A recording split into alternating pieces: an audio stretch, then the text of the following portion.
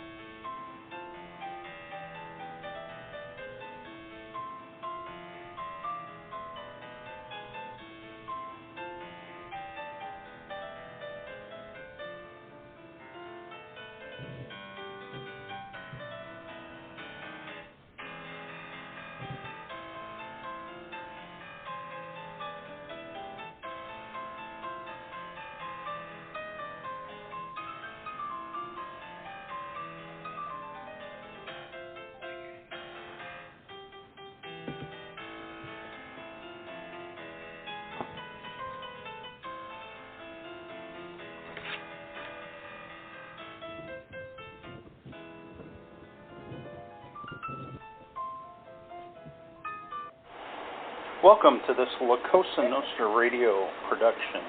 Cosa Nostra is a family unit located on allpoetry.com. Allpoetry.com, the world's largest poetry community. We want to thank Kevin and the crew for giving us a place to call home and hang our hats. The content and opinions of the people, the callers, and the hosts do not necessarily reflect the beliefs and opinions of Cosa Nostra ownership and management. Enjoy this Cosa Nostra programming.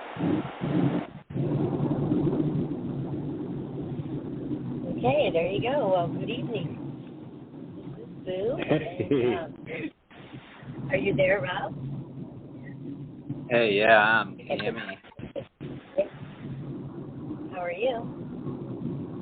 And we got Robert and some 503. Who's 503? Ooh, I should know that by now. Yeah, you should. Hello, Dave. Is that Dave? Yeah, it's Dave. Yes, that's Dave. I knew it. How are you? I'm fine. Hold on a minute. Could you hear the song? I couldn't hear it very well. Yeah, it's... No, my dog's barking and racing hell. Yeah. Anyway. Yeah. I love that song too. I couldn't hear it very well either. Huh. Okay. Yeah. Damn, that's a good song too. Smooth. You know the song? Of course you do, right? I love that song. Yeah, I do. That's supernatural, isn't it? Yeah. Rob Thomas and Santana. Carlos should have turned that. Yep. I fiddled around with that song for a while. It was a lot of fun to play with. Being a guitar player, I would think you would like him, probably. Rob, you know Rob plays guitar too, right? He does what? Yeah. Anyway, go ahead, Rob. I'm not hearing you very. I'm not hearing you very well tonight, Boo.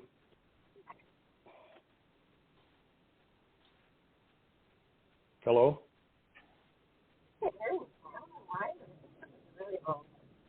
I'm almost to my job, thank God, so I can hear better. But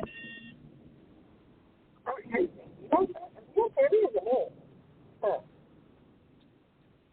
I don't know what that's for. Huh. Well, that isn't good. Yeah.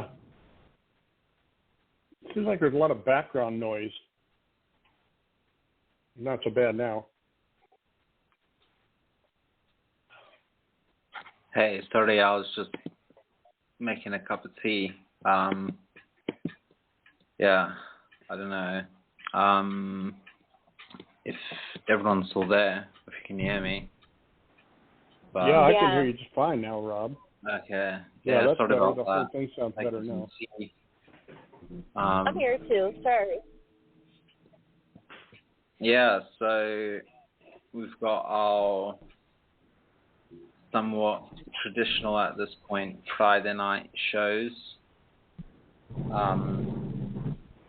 And tonight we are showcasing Oscar Wilde, who was a Anglo-Irish writer, playwright, and he wrote probably my favourite novel, The Picture of Dorian Gray, which was also probably the first novel that I read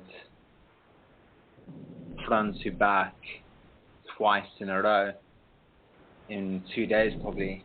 I read it and then it was so good that I had to read it again, and I think the other one was probably Kerouac's On the Road that I read like that, but remember The Picture of Dorian Gray in high school, reading it like that and just being sort of blown away, because there's so many I'll say the thing about Oscar Wilde that sort of captivates me is that it's like such a master of the one-liners. You know, you got so many, and that's what we sort of featured in tonight. Good quotes by the great writer who actually died in what would be, depending on time zones and all that, for me it's 10 days, probably 11 days for you lot in America, but on the 30th of November, which is a good day for other reasons. But so some of the quotes that we have tonight by him are from his array of work, and we've got some great poems from SoundCloud. We've got Dave with us that would feed his. We got somebody on 717 too. I'm not sure who that is, but hi 717. Who is it? I gotta get better with the area codes. You there, 717? Yeah, I'm here. Hey, who is it? Hey, It's Wolf. Hey, Wolf, how are you? I'm doing okay. How y'all? Good. Thanks for coming. No problem. I thought that was you. All right. Oh. What, you see a dark Salwa's cloud? here too. Are you here, Salwa? I didn't see you. Huh. She said she's here. Let me go make sure she's. Let me go check. Okay. Sorry. Go ahead, Rob. Sorry. No worries. That's all good. Welcome, Wolves. Thanks so much for joining us. If you'd like, you can kick us off this evening and read yours if you'd like. Well, okay, yeah. If you want to go that, yeah, I can do that. First victim. It looks like you Yeah, already put a different poem. If you like some more time to sail in or something, that's all right, because we've got some SoundClouds that we could do, or... Yeah, if you want to wait a bit, that's cool too. Whatever you want to do.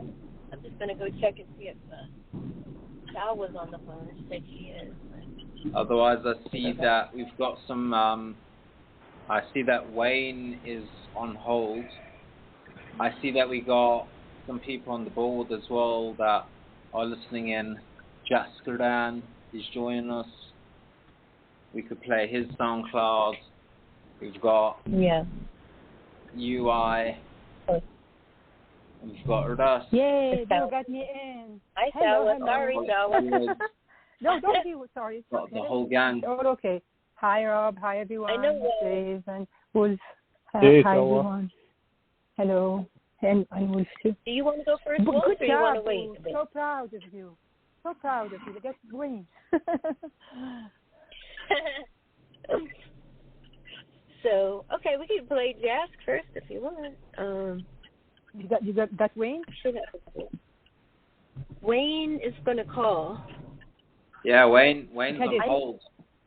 It's actually on hold. You know what? Oh man, not this again. I always have this problem with Wayne because I don't see him there. Let me check. Okay, in the meantime, I'll put Jasker down on the board. Can you play that one, Boo?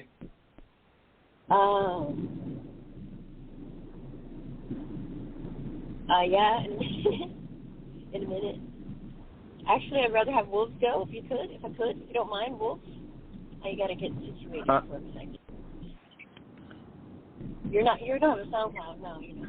So, would you mind kicking us off, Wolves? I gotta find something first. No. If you want me to go ahead and do mine, I'll go ahead and do mine now. I don't mind. Yeah. Awesome. Okay. Thank you. Okay. Can you drop Wolf? Yeah, sure. Thank you. Sorry, something. All right, there we go, mate. You can read that one for us if you don't mind. Okay. This is called Exposed for Public Viewing. Every word I start to... Huh?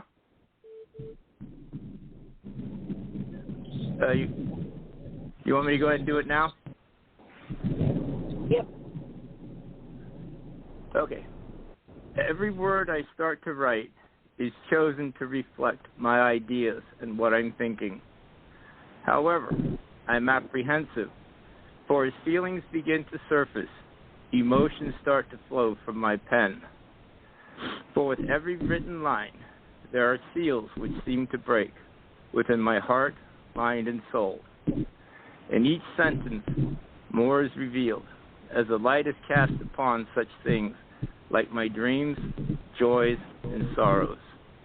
Even in the simplest of poems, fragments of my inner depth reside within each verse.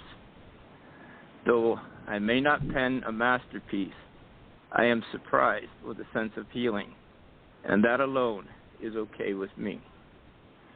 With practice, I may choose words wiser, less reluctant to flow from within, reflecting that which I once feared. For I have come to know every word I write is a part of my true self, exposed for public viewing. End poem. Aw, there you go. Nice one. Yeah, but Robert. Yes? Is that your name? Nice name. Name of the sort of distinguished gentleman. I like it a lot. Yeah, I see the sort of punchline at the end and the title, Exposed for Public Viewing, ties in so well with the prompt that you wrote to be yourself, everyone else is already taken. The sort of vulnerability of just being naturally sort of transparent and just being a true reflection of what's inside. It's almost the sort of most frightening thing for people to find out what's going on behind. You know, like we can sort of dress ourselves up and we can put on all these fancy things or wear sort of funky shirts and do all that. But what's inside and what sort of shines through, like dreams, joys and sorrows and the things that we write, you know, sort of exposing ourselves in that sense, even in a artistic sense. You know, it might not be a masterpiece or it might not be something that everyone finds any sort of inclination to relation, but it's still a true reflection, and it should be, at least. That's also one of my favorite sort of interpretations of art, that it should be sort of, you know, you're just writing for yourself at the end of the day. And then there's also I think it's Tarkovsky or someone that wrote, like, one book read by 1,000 people is 1,000 books. It's sort of the way that each person interprets it and what they make of it. So I thought it was super relevant to the theme, and it was lovely hearing you read and reading along with you. The first time I read your work, but enjoyed it thoroughly. Thanks so much, Robert. What did you think, Solwa? Thank you very kindly. Cheers, appreciate mate. It. Nice one. I think Wayne might be here too. You there, Wayne? Actually, sorry, I was on mute. Sorry about yes, that. Yes, I am. I'm here. Here. Yay! Hi, Wayne. You made it in. Yay! Thank you. Yay, Wayne. Okay, I like your poem, Running Wolf. It's very, I don't know you very well from your writing recently. I get to know your writing, and you can feel the sincerity of your words. And it's true. What does it matter? I'm like you, so I understand you. I really don't write for fame or for to be. I wish I could, but I'm writing for like writing better. I meant writing better, not fame. But I really pour there what's in my heart, and I can see that for a feeling being to surface, emotions start to flow from your pen. There is nothing, you just think, and it's healing. You're right. Writing is therapeutic and healing, and I really like this poem. Very genuine and very true.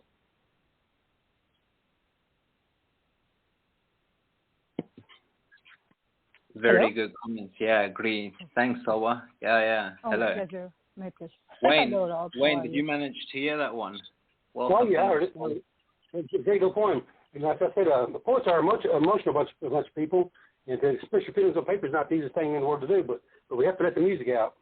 And that's what makes a good poet a great poet. So it's a good job. This is a wonderful poem. I have one of those shoes. We say what we think, and as we're daydreaming about a lady, then we scream it out. Great job with the poem. I loved it. It's funny, Wayne.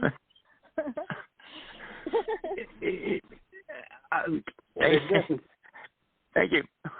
I'm having a little bit of trouble hearing. I'm hearing a lot of crackling on my phone, so I don't know what's going on. But it's really hard to hear.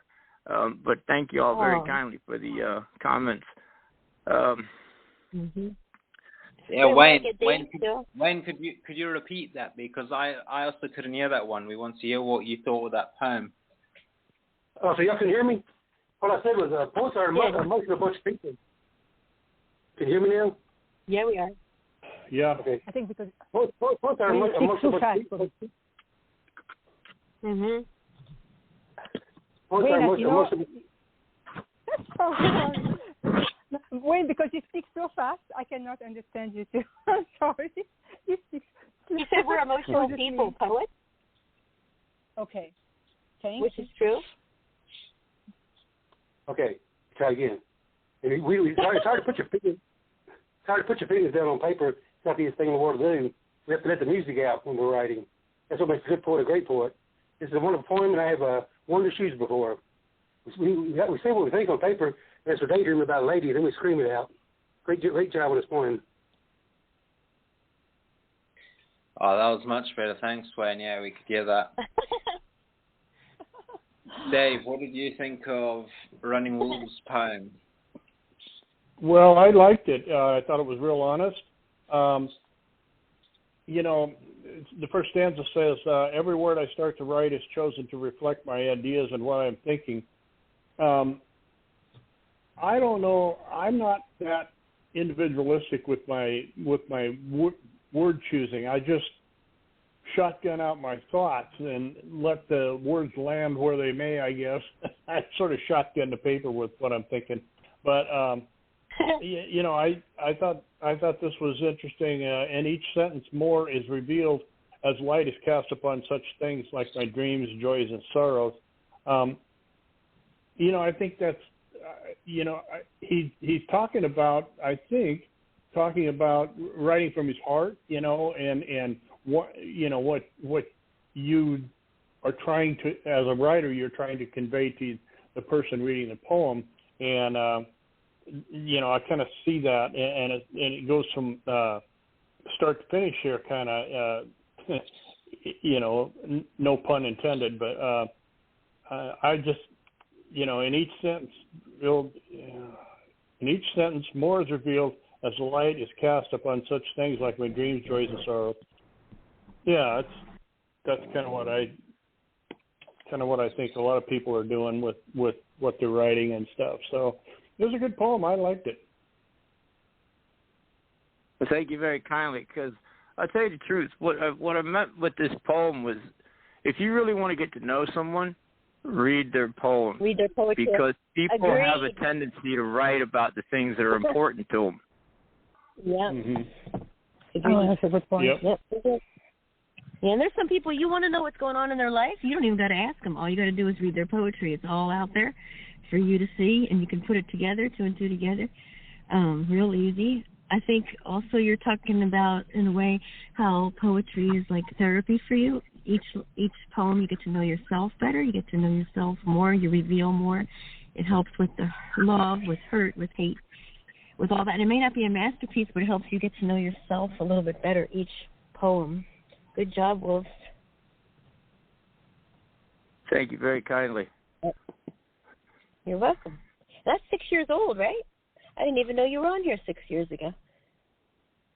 Actually, I've been here 7 years. Really? 7 years. But who's counting, right? Yeah, right? You guys. All right. That's cool. I wonder how long the longest person's been on here. I always wonder that. But most I've seen is like 13 years, man. I think, or 16 years. Yeah. I don't know. I know someone who started Kevin. with Kevin. I know someone who started with Kevin, believe it or not. From first day. Oh, really? From first time. Yeah. Wow. 20-something years in. That's pretty cool. A fountain pen, I think she's been there from the beginning, which is really interesting. All right. Hey, Wayne, you want to go next? What Dave was saying, I was thinking about what Aristotle wrote about to write like a common man, as to say you don't have to use any sort of verbose or over the top language, but think like a wise man, especially applicable to the metaphysics which he wrote about. That's just what I was thinking about when Dave made his comment. Thanks, Robert. That was very enjoyable and a great way to kick off the evening.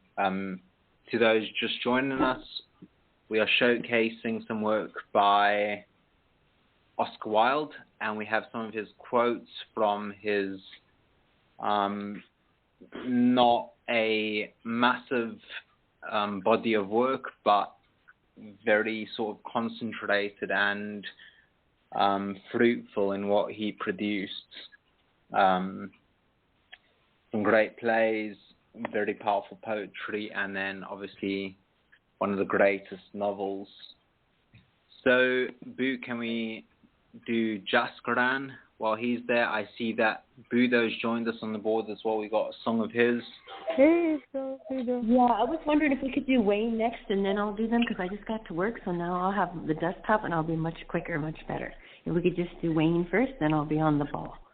If that's okay. You want to go, Wayne? I can. Okay. I just got in from eating, but I can handle this. Anytime you're ready, set the point up for you. I don't want to make you wait this time. I didn't hear that.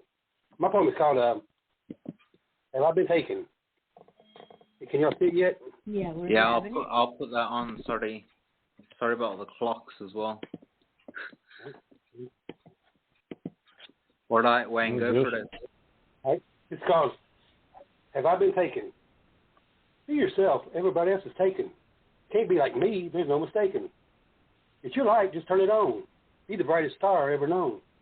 Like yourself. Take yourself for a walk. Listen to your heart. You don't have to talk. Think good thoughts. You can smile. Quit listening to that dumb stuff for a while. Watching movies, wanting to be an actor, dreaming, can't turn out to be a bad factor. Make people dream about you. And that can be that you are one, not two. When friends come around, treat them good. And always do what you say you would. Being special is easy. Just be as you are and be humble when you are a star, when you're a star. So love the person that you are, or change the person that's are. Love yourself. You're yours for the taking. And remember, everybody else is taken. In. Nice That's one, my Wayne. favorite quote. I love that quote. Yeah, that worked out quite Yeah, well. that's pretty good. We've doubled up on that one. And the irony of that is that, so the previous poem and the previous feature writer, it was the first poem that I've heard of his and read of his, but Wayne I'm quite familiar with. And as to take away from the title and the prompt that inspired, it's actually something that's not like him at all. In fact, the formatting and the way that is sort of the nuances and that. But yeah, I think the fact that we have this sort of, the way that Walt Whitman almost said, I contain multitudes, the way that, to be yourself is actually to, I'm sorry for quoting sort of everyone under the sun. I'm not meaning to do that, but I'm thinking about something I read earlier by Foucault, saying that you don't really care about who he is at this moment, but more of what he wants to become and what he's sort of developing to become. So sort of that sort of thing, it's a constant thing regardless of where you're at in life, your age, what phase of life you are. You could be on your deathbed and still figuring out who you are. But just to be true to that and to be authentically real.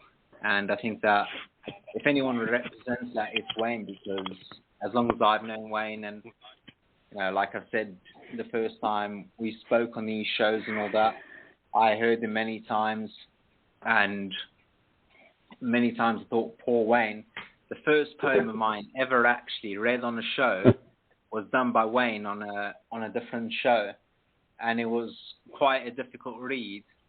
And I just thought, poor bloke, because he was thrown under the bus. They just made him sort of read it on the show on a whim. Yep. And yeah, I think I messaged him after that I'll buy him a beer sometime, because I felt bad about that whole scenario. But yeah, I think from the start, the first time we've ever interacted until today, that it's always been a very authentic and real person that's just radiates the sort of great personality. And that gotta be me. That gotta be me, because everybody's taken. Everybody else is taken. There's only one Wayne. That's true. Yeah. No, I know another Wayne. That's so funny. I just literally ended your wife. I know. You are the second Wayne I know. Yeah. What do you think of that, Robert? Can I say? Sorry, can I interrupt you for a second? Can I just tell Wayne what does it mean? His name in Arabic, it means where. Wayne. Just kind of in Lebanese dialect, not. I had to. Sorry, I meant to say this a long time ago. Sorry. That's okay. To interrupt. That's okay. Anytime you mention Wayne, I'm happy. Okay, sorry, Rob. Go ahead, Rob. Sorry about the interruption. Oh, go ahead. You might as well comment, fellas. Yeah, go ahead. Okay. What happened? You want to comment for Wayne? Hello? Oh, yes, sorry. Yeah, you want. I thought he's asking someone else to comment. I was just saying about the name, but was he asking someone else to comment? Was it me? Me? I'm so sorry. No, I'm losing it. I'm losing it. You, okay. Stella. Have I been? I'm so sorry. I really like how it's positive. It's just say like yourself, but don't be arrogant. Be kind, and be so yourself to the point. Like be a good human being that people want to be you. I love this idea. Like your behavior is so when someone is so nice and everyone likes them, they really I wish I'd be like this person. That's really beautiful. Beautiful thoughts all the way from the start to the end. I mean, there's a lot of moral lessons here with value and I got to treat them good. Always do what you should and keep your promise. Say what you would say. Just so many moral lessons here and values. Really beautiful. I enjoyed it very much. Thank you, there. Oh, my Thanks, pleasure. Wallace. Great comment. My pleasure. My Great pleasure. comment. Great comment. Thanks, Ola. My pleasure. Running Wolves, are you still around? We haven't scared you off, have we? Yeah, I'm here. All right. What did you make of that one? Actually, I like this poem because, he gives so many different reasons why you should just want to be yourself and not want to be somebody else. And, Wayne has a really, really fantastic sense of humor. And every time I read something of his, I end up laughing. And, but I really,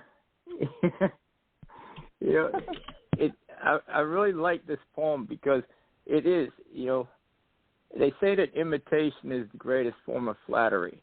But you know what? When you're trying to imitate somebody else or be like somebody else, you're really selling yourself short.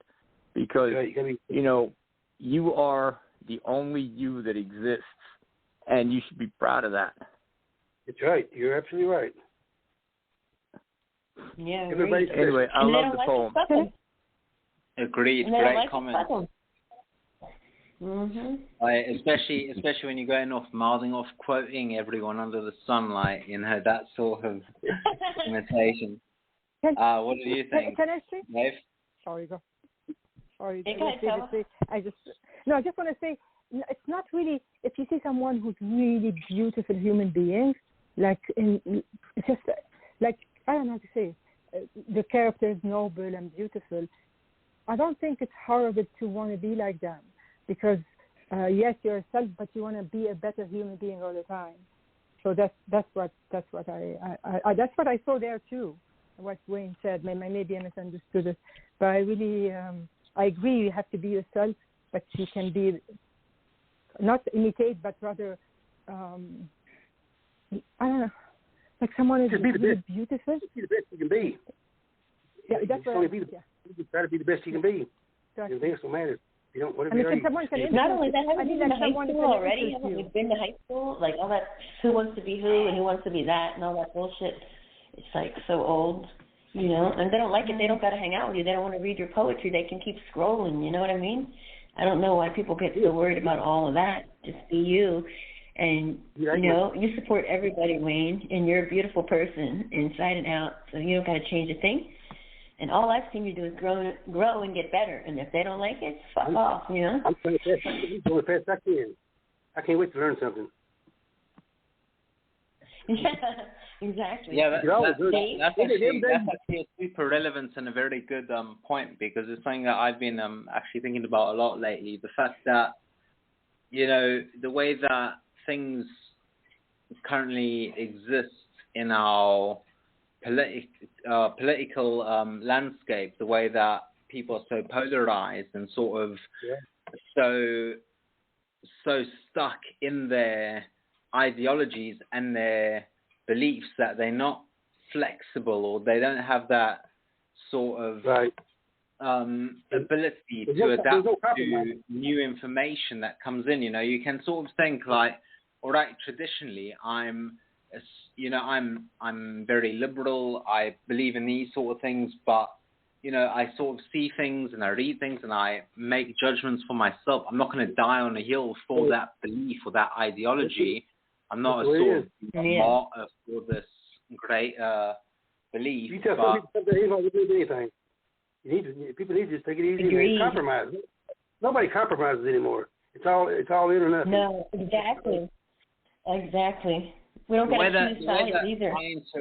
The way that I interpret that quote and the way that I sort of think about life sometimes is that it's and it's applicable to the picture Dorian Gray, that you're painting a portrait or something like that, and the way that you're feeling and the way that you sort of in that moment interprets your reflection is portrayed in and captured in that moment. But for example, perhaps on another day you think that, all right, the clouds are out, I might as well add an umbrella, or I might as well put a sun hat on or whatever.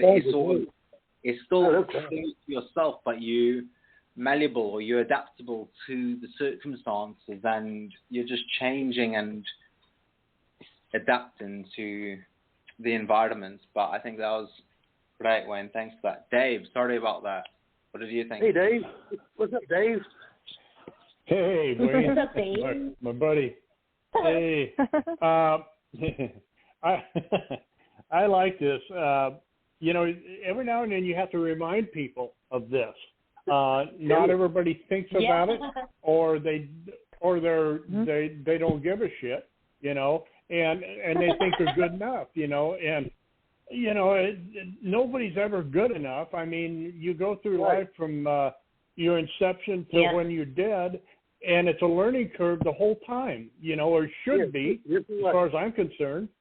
I mean, I sit here every single day, and I watch these videos on the universe and mathematics and how to fix my car and how to play guitar and write and stuff like that. And it's a constant evolution for me, and I think you did a really good service here with this poem because some of these people are so grounded out that they need their cage rattle a little bit and say, hey, are you the best you could be? I don't think so, Exactly. But, people, I think that's, I think you did good here, Wayne, and you should be proud of who you are. You're your own special person. Everybody has their own program that runs, and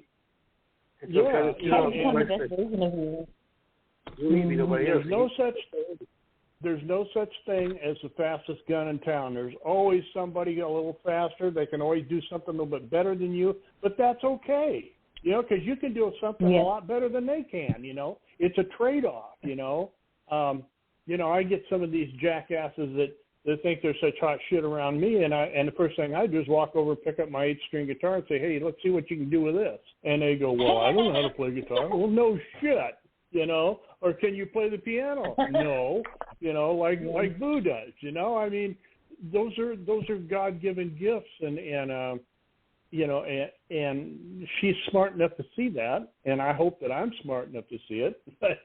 But and Wayne has a God-given gift of humor, and he's a hell of a good writer, and he can write almost on anything. So that's Wayne's God-given gift, besides being a nice guy and my friend. So that's what I have to say. Yeah, agreed. And every day you should try to be the best version of yourself that you can be. And if you say that you know everything and you stop growing, then you're just dumber than you think. Probably. A lot of people forget how good they are. They need to be reminded, hey, you're a great person, and wake up. And that's right. That's right. I know. I wonder if people own a mirror. I'm like, if only you could see how beautiful you are. If only you could see what we see. But a lot of people don't see that. I'm just telling everybody, hey, wake up. Yeah, agreed. Life is great. Agreed. You go, Wayne. Right. I'm ready for Jeff now, finally, as well. Thanks, Wayne. I appreciate that. Can we play some SoundCloud? I'm ready for Jeff, but first we got 937 on the line. And then we can do Budo after that, if that's all right. Yeah, I got the order on the board. First we need to welcome 937. Who is this? I think I know who it is. Hey, Boo. Everybody, how's everyone tonight? Hello, Sam. You're getting great. Who's this? I know your number by now. Yes, that's Sala, me. Yep. No, Sala, Dave, and Wayne. Rob. Sugar. Boo, Dave. How's everyone tonight? Hey. Good. How are you? I'm doing good. Great, thank you. Hey. Band's all here. You ready for Jeff? Band's all here. Rob? Yes. Who joined us? Sorry, I didn't hear that. That's Silky. Silk. Oh, hey. Thanks for joining us. Hey. Yeah. Hey, is Jessica around? Hey, Oh, and Wayne, there we go, man. Hey, Wayne. How's your neighbors, man? How's those neighbor girls? Tell them I say hey. You don't want to hear about my neighbors. Oh, yeah, dude. Tell them I say hello. You wait till you hear about them. Wayne, you crack me up.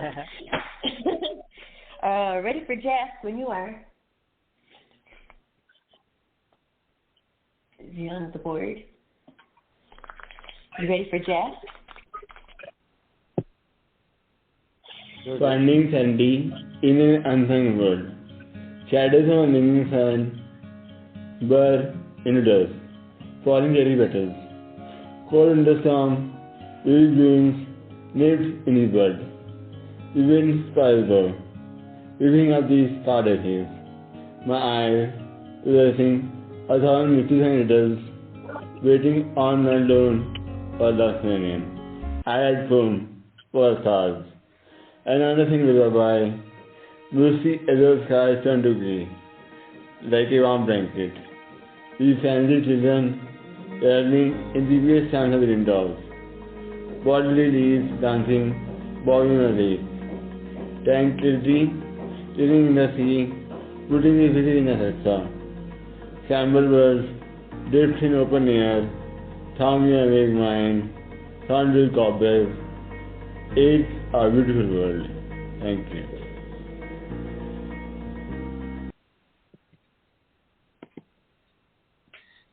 Great poem, Jaskaran. Thanks so much for writing that and joining us on the board. We appreciate you hanging out with us all the way in the, where are you, India.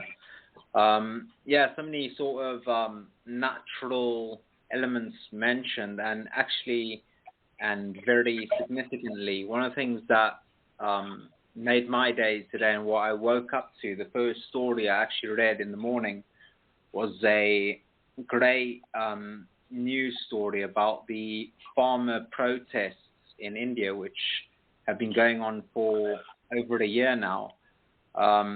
It's actually one of the major sort of things that have been happening in the world, and the Prime Minister Modi overturned 3 controversial laws that greatly affected the largely sort of indigenous farming community, who sort of, with their traditional religions and beliefs, have a great connection to the physical realm of existence, and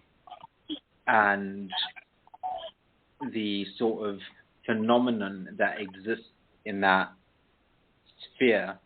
I think the way that Jaskaran writes, and the way that he always sort of brings in the elements of Gaia and all the relationships between the earth and all the sort of the cosmos into it, even seeing the tags, nature being there.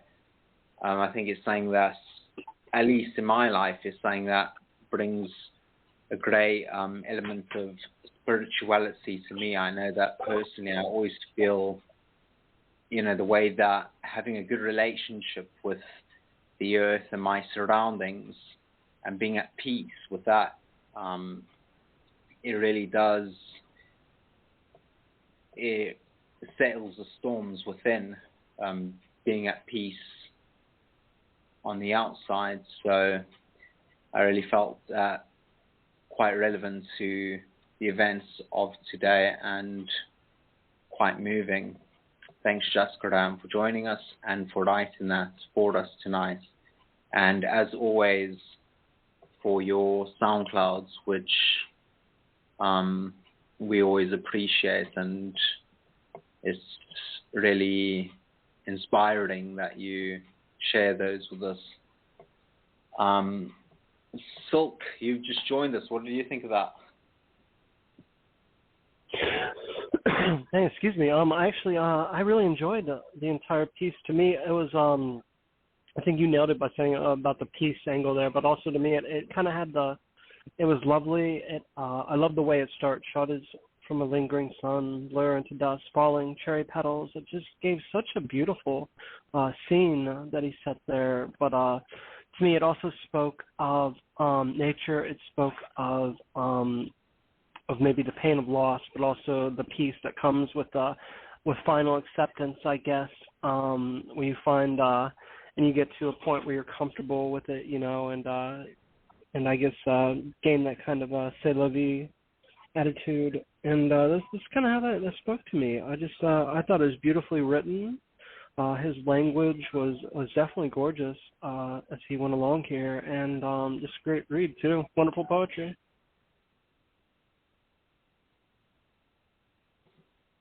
Hey, comment. Thanks for that. Wayne, what did you think of Jessica Dan's poem?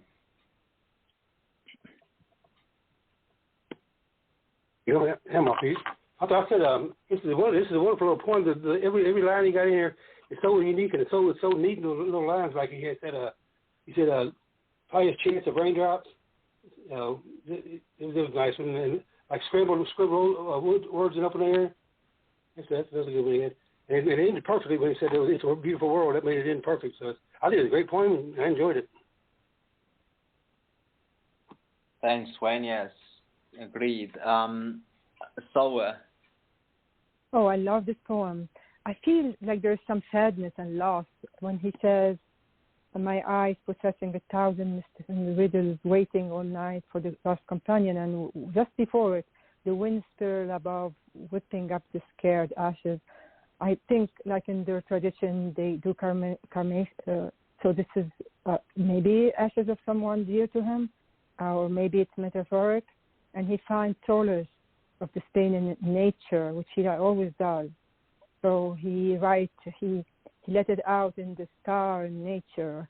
I write poem for the star out in lullaby, and bring back his happiness, where he says, it's a beautiful word, like as he said, La Vie Belle. It's a beautiful word, even though in the beginning he was saying sanity, finding sanity in the unsung word. So I guess nature bring him back to earth and remind him how beautiful it is, this life and this world. Beautifully done.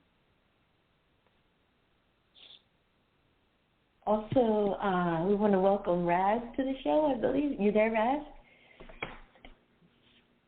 Yeah, do you hear me? Hey, Raz. Yeah. Yep. Hey, Raz. Sorry about that. How you doing? How are you, Raz? Hello, Raz. Great to be here. Did you hear the poem? Raz? Yes, this would be a second time, and it does have its own kind of inverted meanings here, with one end being those cherry petals and what there is of the forming or an ongoing relationship compared to knowing at the end of the day that you're one and together with that same person at sunrise, of reminding you how beautiful it is, all of life's lost wonders and treasures. Yeah, thanks, Raz. Really, yeah, my computer was a bit slow there. I was on mute. Hey, Raz, how you doing? Thanks for joining us. Glad to be here, Mr. Cohen. How's Florida? Yeah, good things. Yeah, you know, it's any other week, but fortunately, unlike certain years where it's completely warm, even in November, we're receiving a bit of wind, so that's definitely on a bright note. Everyone here does like that aspect of the fall and the winter. If there's ever a down drop in degrees to the 70s, cool 60s. Yeah, that's great news. And I heard that California is getting some rain, so that's just so good. What Dave, they call what do you rain, think? Yeah, all them fires need a bit of rain. I mean, they didn't clear the forests, did they? But that's a whole nother story. What do you think, Dave? Well, to me, this was almost like a kind of a form of meditation in a way. I mean, he writes like he's got his eyes closed, and and he's picturing all of this, and he's seeing it, and he sees it all around him, and then he closes his eyes and he relates it to himself, and it helps. I know when I was listening to this that I was relating it to myself, and it had a calming effect on me. And we need to practice a little self-discipline from time to time, and it helps for everything in your life, and meditating is a form of discipline. So is writing, playing an instrument is a form of discipline. Martial arts is a form of discipline, but I really thought this was beautifully written, and I like the how the descriptions went as far as the cherry petals and cold winter storm. That's what we've got going on up here in Oregon right now. It's about 45 degrees and raining, but and he speaks of raindrops here, and it's a beautiful poem. I thought it was really nice. I liked it. That's what I got out of it. Yeah, it's one of those things where if you use natural elements, it's something that is both, or not even both, but across the board, it's universally relatable, and it's also the most sort of pure form of understanding that we have with senses, in a sort of consciousness realm, that taste and all these things that make consciousness what it is all existence in that natural sphere, which is all relatable to the Dharma realm. Have I missed anyone? Sorry, I'm trying to keep track of who we got to comments. But thanks, Jask. As you can hear, we've all thoroughly enjoyed that one.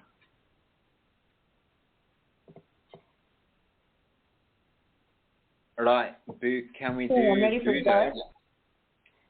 Yeah, ready. All right, cool.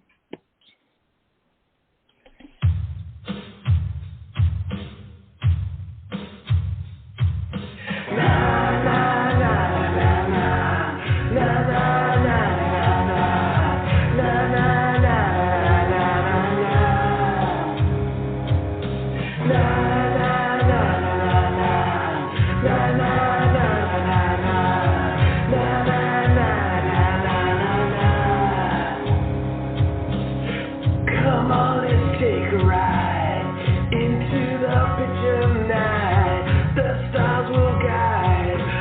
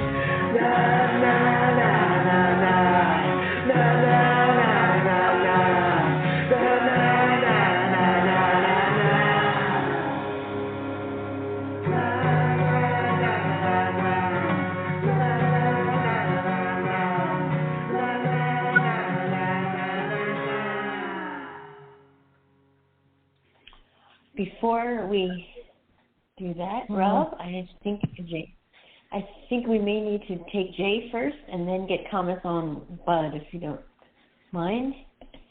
He's at work. Sorry, Bud. Jay, you there? Yes, I am. Hello. Jay? Okay. Yeah. Hey. Yes, JC. So, Hey. I'm sorry. We're going to put Jay's up, and then he's at work, and then we'll get the comments on Bud, okay? Because I only has 10 minutes, I think. Sorry, Bud. And Jay, I got your poem over here. Where'd I put it? Shoot. Oh, let me find it real quick. Yeah, sorry, I forgot I got a different list. Let's see who gets there quicker. All right.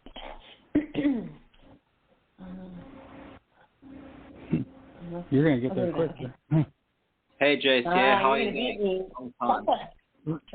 I can't beat you. I can't beat you. Okay. Yeah. You know it's up? All right. I got it. All right. There we go. Yeah, this Sorry, is called Over the Shoulders. Read the poem, and then I want to make a couple comments, but it goes like this. I picked a quote, "A man's face is his autobiography.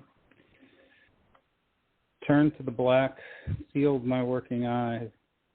Grizzled stains paint the skin, worn in the rivers of the crow feet, in the dimples, in the cheeks. Pale neon luminescence crowed to the swain, shrouded in the smoke screen of the burning toothpick garden. Still voice of the honey bear, resting in the botanics of the reflecting pool, as the mocking jay screams for the men to cut the flower stems. Skunk striped stubble lines the soft olive face in the motion pictures played in the theater of war, and the machine bings of hospital beds, chin erect over the shoulder, integrity intact.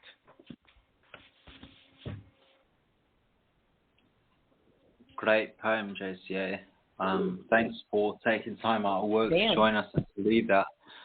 Something quite different from what we've had. And the quote that was too is, a man's face is his autobiography. And one of the pieces that sort of jumped out at me was the theater of war, which since some of the comments by Julian Assange back in the day about the nature of these never-ending wars and the sort of nefarious nature of what they represented, I have felt it to be something sort of theatre-esque, and all these sort of things that are, as the quote reads, it's autobiographical, it's permanent, it's stained, and it's something that's lasting, but as part of people's, as I said, nefarious means of profiteering and making money out of real sort of people's livelihoods and essentially their very physical representation. So it's something quite heavy and really, really something to think about and to, chew on that, because that's a whole lot to think about. That's really deep. That hits in the heart of the matter, don't it? Thanks, Jace, they're moving and really sort of trying to wrestle with and to think about. Raz, what do you think of JC's poem? Yeah, I could definitely sense that fear of the war. In fact, this reminded me a bit of what went on during World War I and the Spanish flu virus that killed 50 million. There's a sense of shock here at the extremities of which politics can go when referring to Oscar Wilde, the quote with the poem, and how it's only a question of looking into a face that's not completely a man, what there is of these deeper fears.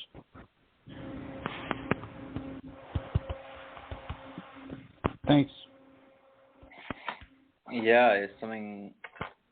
I mean, it's saying that it's not only because like the severity and the weight of that autobiographical and the face is almost being the multitude of meanings in that way that it's almost imprinted, you know, like the wrinkles and the creases and all that sort of are stains on the soul, you know, like the whole picture Dorian Gray relevance that is reflections on the soul, all these things that are like post-traumatic stress and all that, you know, like it's the sort of thing that is for the entirety of life and something that we can't actually understand unless we've been in it. So very, very deep. Salwa. Oh, this is really powerful. You always bring JCA your personal experience in the war often in your poems, and this is, I love how you say literally as you could see the man's face and his autobiography. You really showed us this as saying, turn to the black seals my work and I, with the stain, paint the skin. There's so much in here. You talk about not only the face, the skin, the feet, the cheeks, and you go back to the face at the end, and even the voice. There's so much Mockingjay scream for the man to cut the flower stem. It's very abstract, but still we can follow you because you talk about war, you talk about, let's say, the war in the machine, you describe the war as a theater where people have to play their roles. There's so much in there, even some more personal things, I guess, in there as well. But I don't want to go on forever. I know you have to go, so I'm going to give a chance to someone else. Great poem. Well done. Thanks. Yeah, there's a lot contained within this poem that is very personal and relevant for what's happening right now. And definitely something that really has hit me hard, and I'm glad that.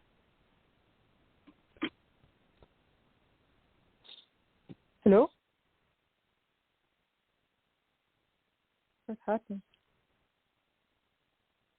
Hello? Did you see a drop? I hear you, Salwa. Can you hear me? Yeah, I can hear. Yeah. I'm not sure what happened to JCA.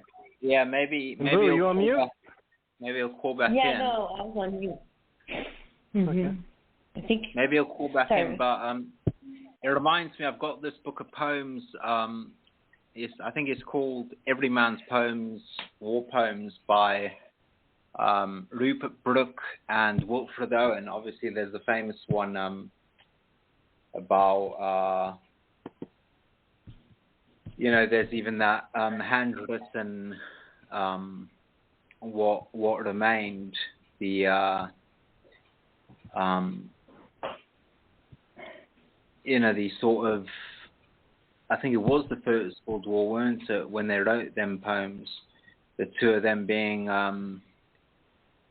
sort of trench warfare men, and writing poems on what they experienced. I always sort of have that thought about JCA's poems to reflect that, and it's actually one of my favorite poetry books that I read very often. And it's also, it was the Remembrance Week now for the English and around Europe. I don't know if they have anything in America for that, but we all sort of wear the poppies and that. But yeah, that was great. I don't know if JC is going to call back in, but we can finish his comments and then we can go on to Budo. So, Silk.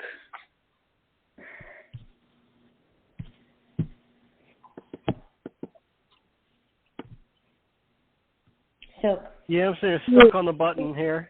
And no, I thought this was a deeply spiritual poem. I really enjoyed it, and I thought his read was really well done.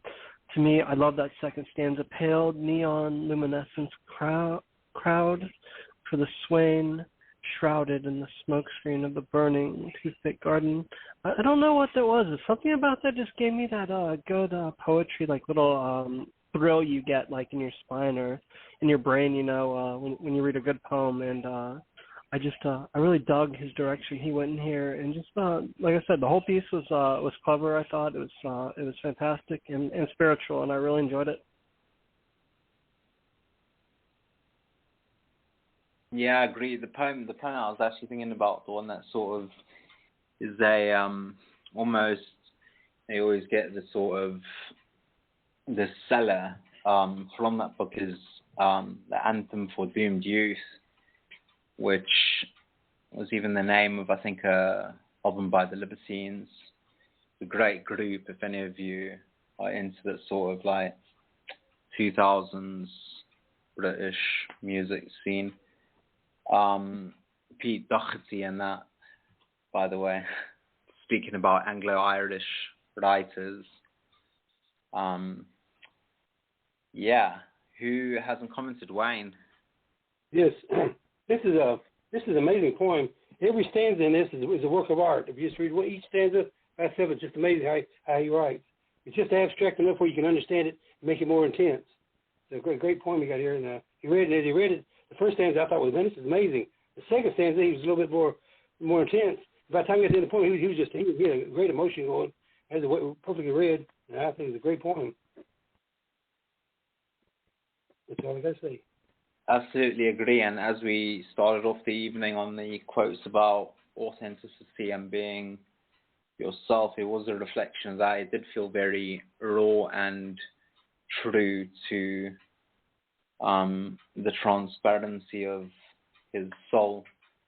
And Boo, what did you think? I don't know. I'm kind of torn. I think it seems very angry to me about the war. What kind of war he's talking about? What kind of war is going on in his life, maybe? And then food stained, shrouded smoke screen, burning toothpick garden. I think that's so cool, so deep right there. For brevity, I mean, just the way he read it alone, I was like, whoa. I could feel the emotion.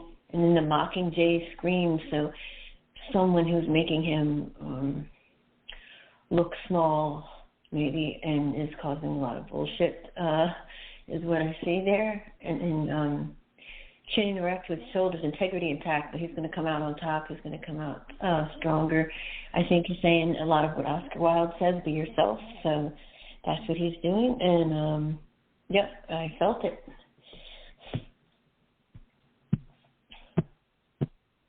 Yeah, great comments.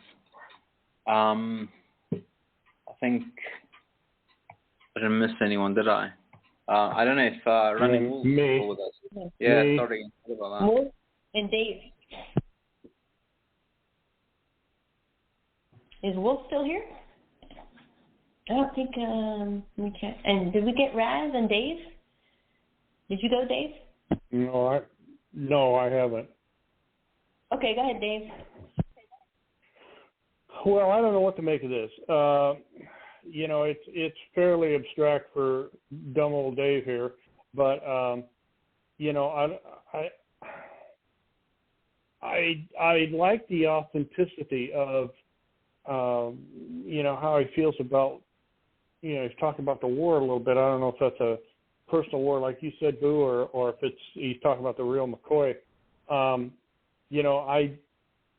It wouldn't surprise me if there was a little bit of a slam towards Hollywood about how they perceive soldiers in wartime and what's going on. They never do get it right. That's always a bone of contention with me when I watch some of these movies. The only ones that have come close to it's Clint Eastwood, as far as I'm concerned, and some of the rest of these people, they're full of shit's a Christmas goose when it comes to being in combat and what's really going on, and so this, the front part of the poem, I'm not sure if I understand it correctly, so I'm not going to comment on it, but it was well written. I enjoyed listening to it being read, so that's my opinion. What it's worth. And Raz? Did Raz comment? Yeah. I wrote back on it, also reminding me a bit of World War I and the Spanish flu bug. How I won the war. I lost. Yeah, that's true. All right, that's everybody, Rob. All right. I don't know if it's... So, I don't know if you want to play the song again. Back to Bud? Oh, yeah, we should do that probably, yeah. I think that's fair. I know, it's so good. We want to hear that again. I'll grab it.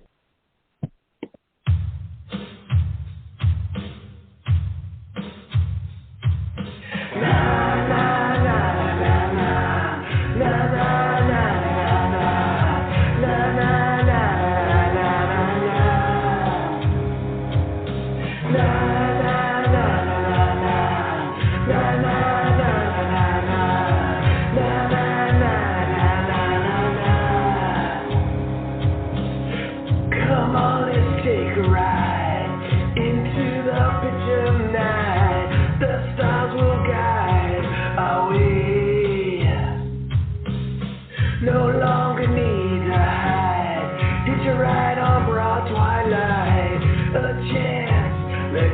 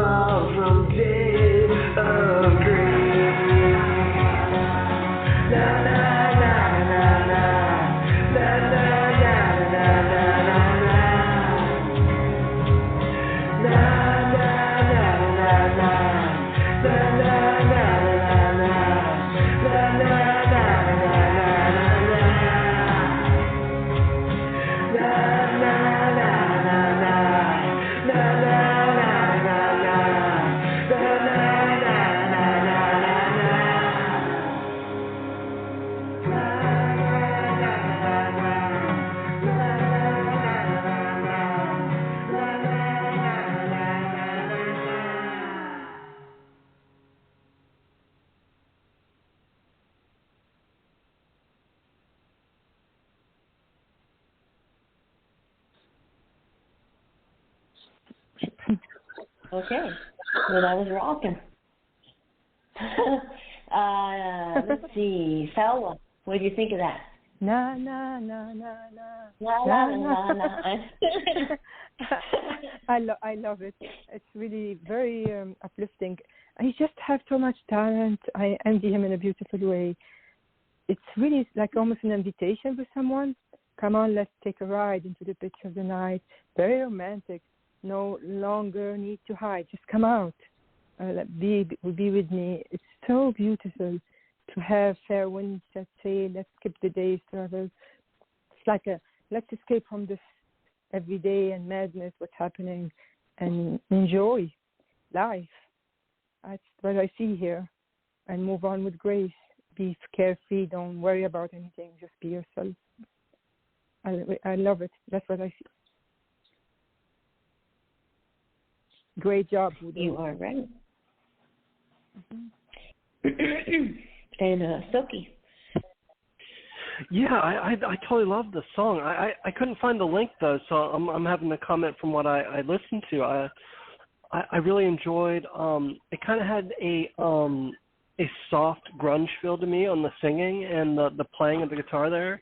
But also, I really dug that because I love kind of grunge music and rock, and yeah, that just totally rocked to me. Yeah, like I think Kaylin just said on the board, record label, please, and I'm agreeing there because it was a really catchy tune, and it just had me tapping my foot and kind of humming along as he sang and played there, and I just totally dug it about her. That was awesome.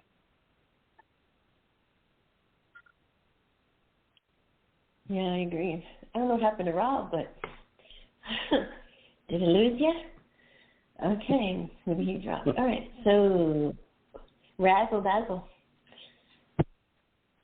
Yeah, I could see this to be one of those crowd pleasers.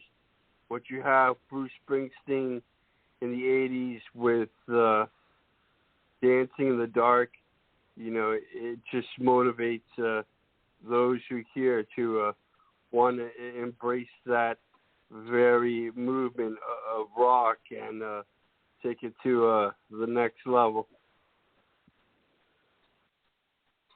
Agreed. Is Wayne still here? No, right? Yes, I am. I'm over in the corner. Yes, having a you beer. are, Wayne, my friend. Did you have your lighter up, Wayne? Yes, it is. This is for my Sunday morning music. I get up in like early Sunday morning, like 5:30. I put Buddha on, and they can play 4 or 5 songs for me. I've sung this song before. It's you know, like me and Buddha get. You know how much I like him on Sunday mornings, because that's what I do on Sunday mornings. Just the Buddha jam. He has great music, great words, and you always feel better when you hear his music. Great song. Bud rocks, I know. He needs to have his own concert or make a CD or something. It's incredible wording. You could hear it in his voice. The guitar riffs were off the hook on that one. I mean, the guitar riffs were amazing on that one. You rock, Bud. And Dave, you're up. Okay.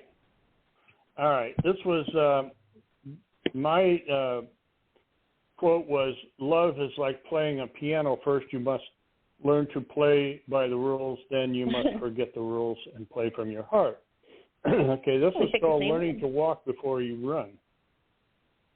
Okay. Anyway, it sounds like this. Love is a Love is a learned emotion. Null A string at birth. If A is equal to B, then A string is no longer null. The learning process begins, unlike data on a Mobius loop, doomed to forever repeat the same mistakes over and over. Is taught plus or minus correctly some percentage of the time, sometimes missing altogether, lacking all 88 keys from its base, sharps and flats of life, in halftones on the piano of love makes its own sort of music, concertos or pure dissonance, pitch of the notes in phase, leading or lagging one another of 180 degrees out of phase, zero output, null A string again. Middle C central emotion can increase or decrease its value in halftones depending upon who's teaching. Foundations in love, foundations in music, foundations in humanity, products of vector quantities give emotional growth, direction in life, intellectual development, how to play the instruments. other instruments all point back to the black and white keys on the piano of humanity. They can make such a glorious music. I chose the guitar. My parents chose me. My father showed me all the sharps and flats of manners and respect, how to treat others in half tones from the bass clef to the treble.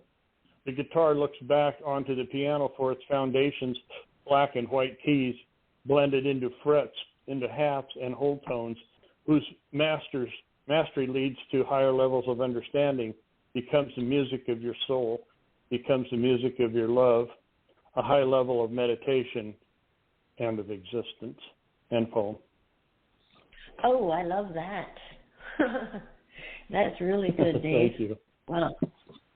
Oh, yeah, this one. I picked the same quote. Well, I was going to. I wrote like a couple of versions, but of course.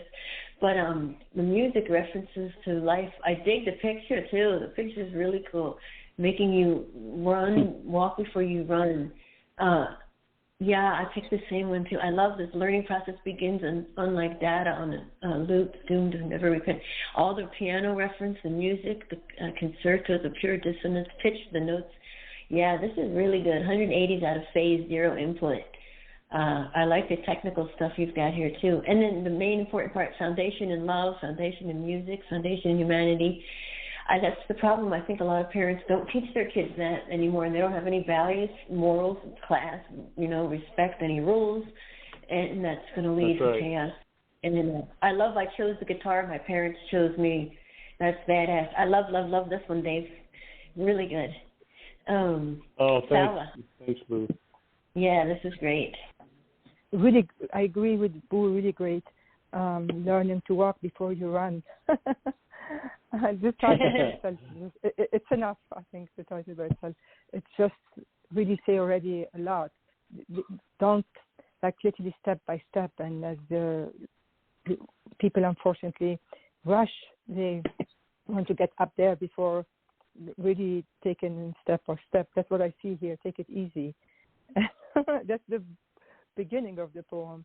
But then, and you talk about love. You give it even a kind of mathematical explanation, or which is interesting. But there's so much how your parents raised you, how the foundation, the instrument, the music. It's really about not only love. I think it's life, higher level of understanding, blending into frets and halves and whole tones. Yeah. Whole mastery leads to higher level of understanding. So it takes time to master things. You don't get to this level until step by step, as you said. Yeah. That's what I see here. Mm-hmm. And take your time. Yeah. Well, you're right. You're right on the money, so. You're right on the money. I agree with what it's really great poem. What Q said. She said, "Dude, the content is so smart." Remark. I feel so kindergarten. Really, so much knowledge in this poem, Dave. That's what Q said on the board. That's a cute comment. Yeah, that's pretty cool. Thank you.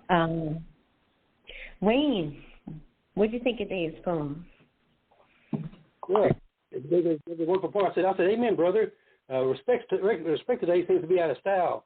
And I like what you said, the higher levels of understanding become the music of your soul. That's a great line there. It's a good poem all the way through, and you did a great job on this. And it's a little motivation. That's what we all need, a little bit of motivation. Great job. Thank you, brother.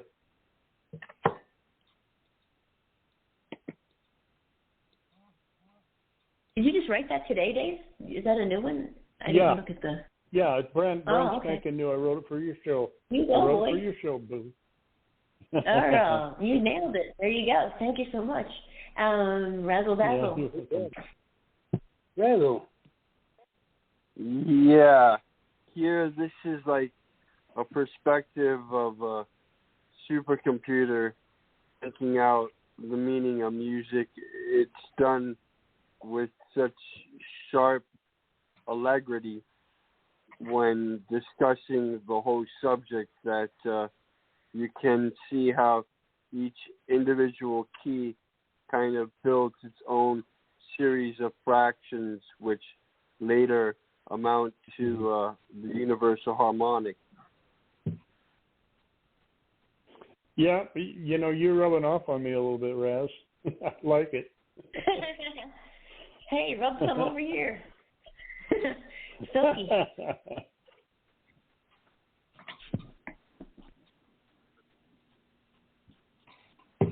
Silk fun.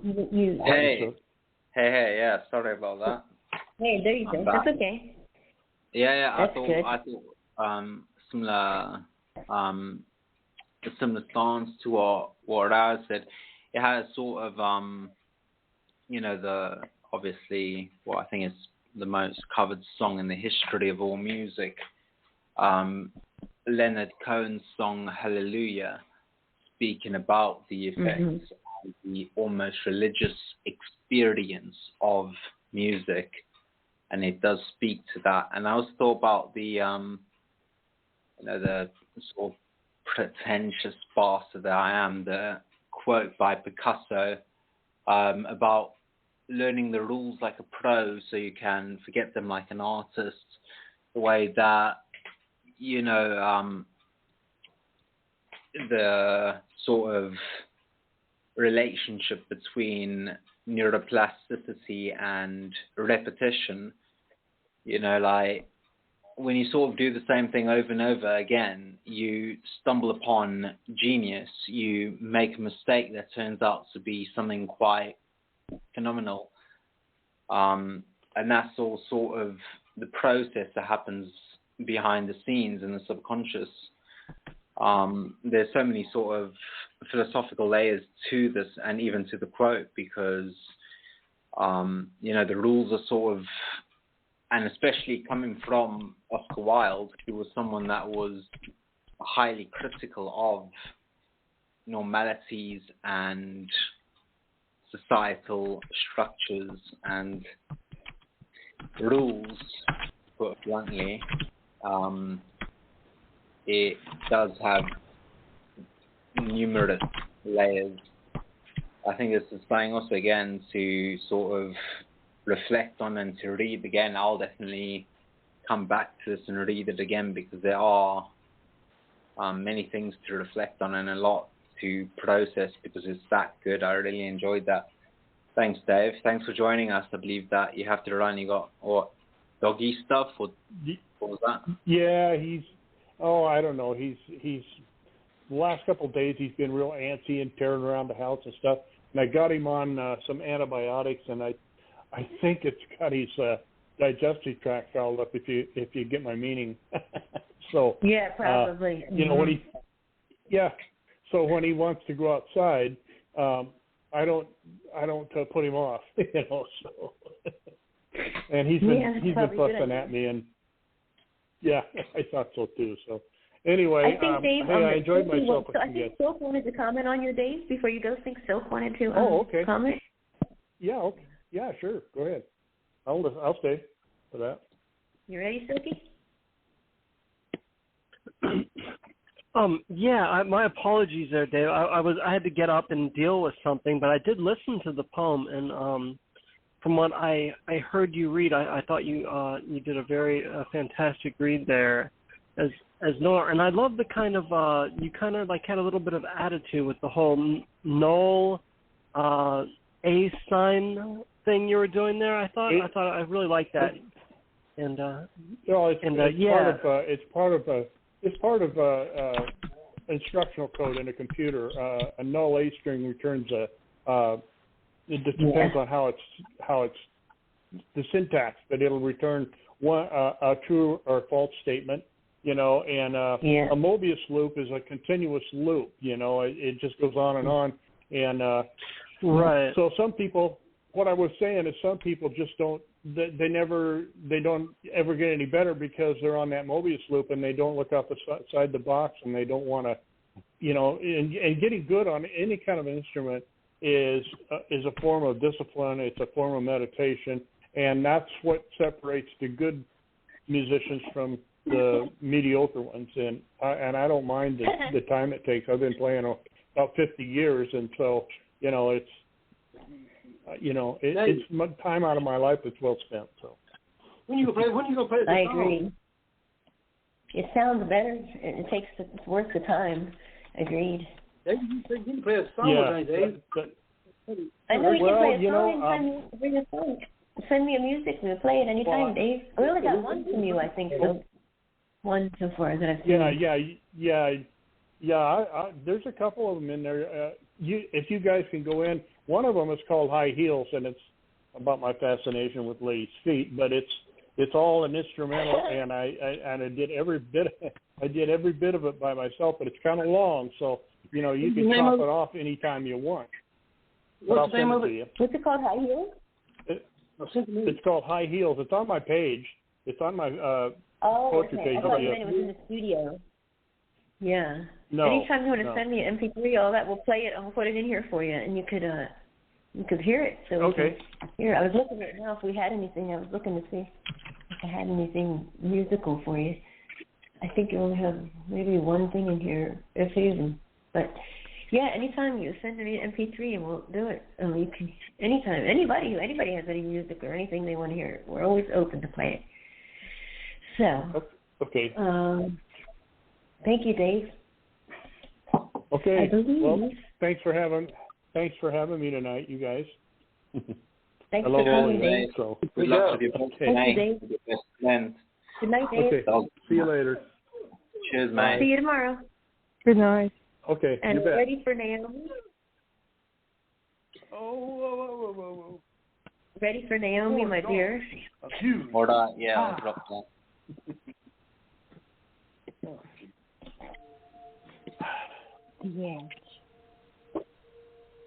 The edge of the cliff is but a footstep away. The spitting waves crash, rock, screaming my name. The cutting wind, salty and grim, slides on my face. Dead man fingers clawing my neck. I take that step Wiener cheese. Yeah, staring downward into hell. Rock sharpened, poisoned heads, or a line of jagged raising eyes. My haunted inner self whispers, choose, choose, choose. Upon the moonlight, I hear the rain drumming. There is no artistry in being killed by the tip. It should be done by the edge of the blade. And I sway sideways, drifting horizontally, away from the edge, letting myself fall to the pounding of my shuddering heartbeat.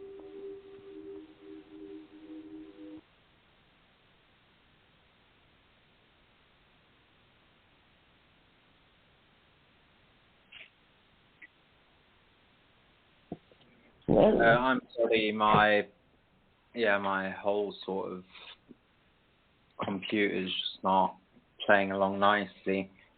But yeah, wow. I think that little bit of pause for dramatic effect and that bit of silence was fitting adieu, because it was certainly something that was quite gripping, and the read was sort of like performance art. It was like, sort of added to the density of the substance of the words. And I'm so glad that we have SoundClouds for these sort of rights, because I don't think any of us could have done it the justice that did. That last little bit, there's no artistry, or not the last bit, but the second last stanza, there's no artistry in being killed by the tip. It should be done by the edge of the blade. It's so heavy, and you almost feel that sort of sharpness to it, I also loved in the third last stanza the repetition in that last line, that choose, choose, choose, and the way that you read it and said it was certainly, again, like really added to the quality of the poem. It's certainly something to read again, because it's, also it's something quite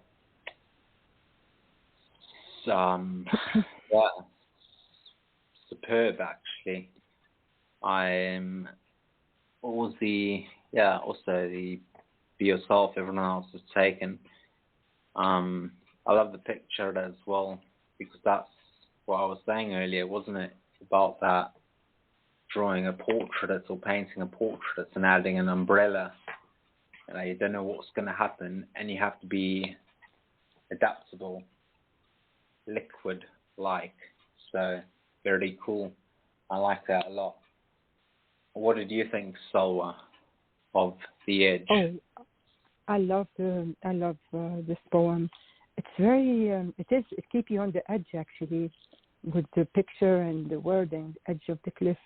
It's like someone almost something bad going to happen, screaming my name, cutting wind. It's almost like making a choice between going down or going backwards. And I think my haunted inner whispers, choose. It's like you are sometimes in life where you, in any decision, not necessarily to jump, or like you don't know what decision to take. And I feel like it could be a metaphor of that, or someone remembering maybe some pain from the past.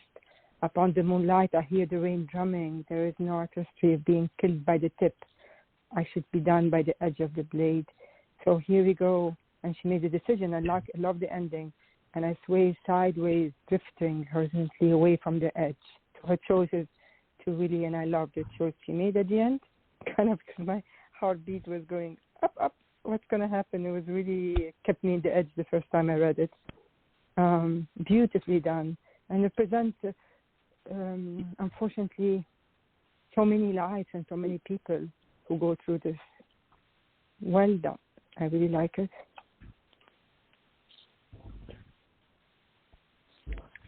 Yeah, I agree. Sorry about that.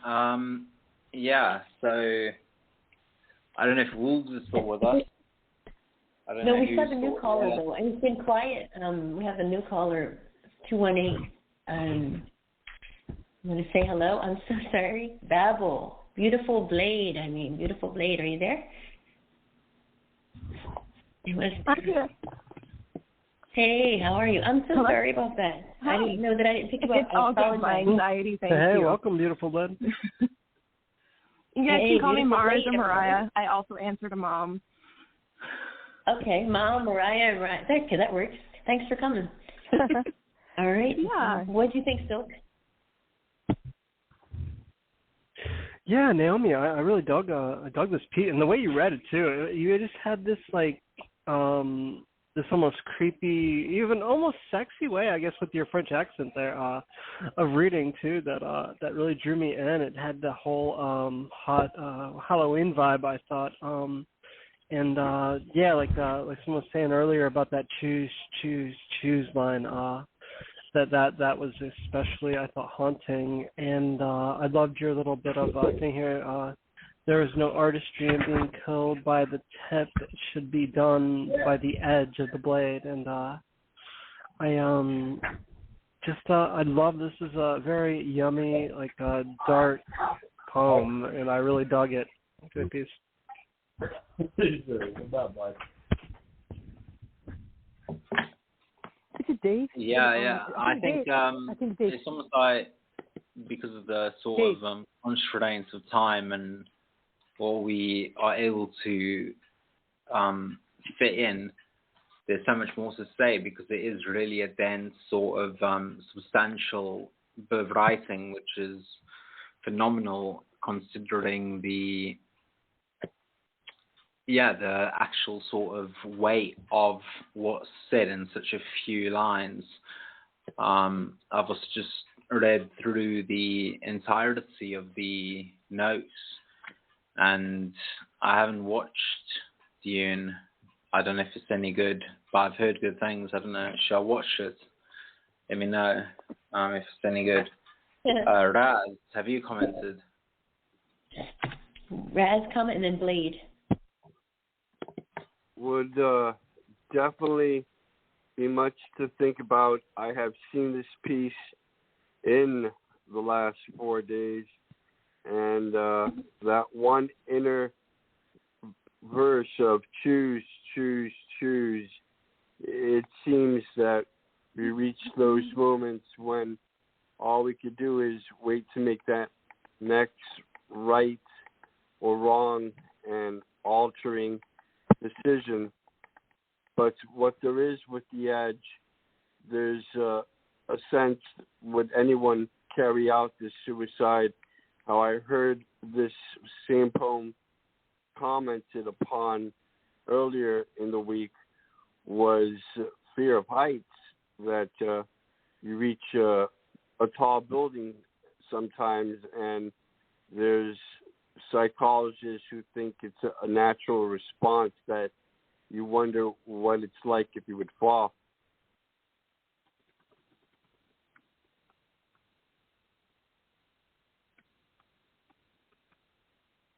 Okay, so Wayne, what do you think? Still there, Wayne? Yeah, can you hear me? I hear you. Oh, what's happening? I hear you, Wayne. He muted himself. Maybe he muted himself. Okay. Hey, Wayne, don't ignore me. No, I'm kidding. All right. So, I guess that was that. I don't know. I always have a problem with Wayne. I don't know why that is, but I don't know. Do you need me to grab poems for you? Do you need me to help until Rob come back? Grab poems for you? No, it's okay. I know. I see. I think I see Wayne right here. Here we go. 860. Boy, I really need to. I know. Everybody needs to go. That's the problem. Like, no. Everybody wants to go. No, I mean, I didn't mean it this way. I meant to help you out with the. Oh, no, it's okay. I'm okay with on the desktop. Sorry, I was mute. I was saying the same thing. Oh, he is back. He's back. Let's go on. We've got his computer stuff or whatever. What's that? Oh, sorry, it's going to be Momo and then Q. No, it's alright. I was saying the same thing. I was just on mute.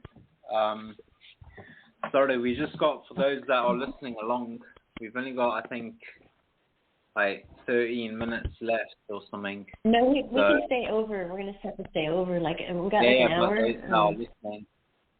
Yeah, to get them on there. I'm just looking for Momo's poem. Oh, here she goes. Okay. I think this is the one she wants. Okay, so Momo and then Q. And then, okay, so here's for Momo.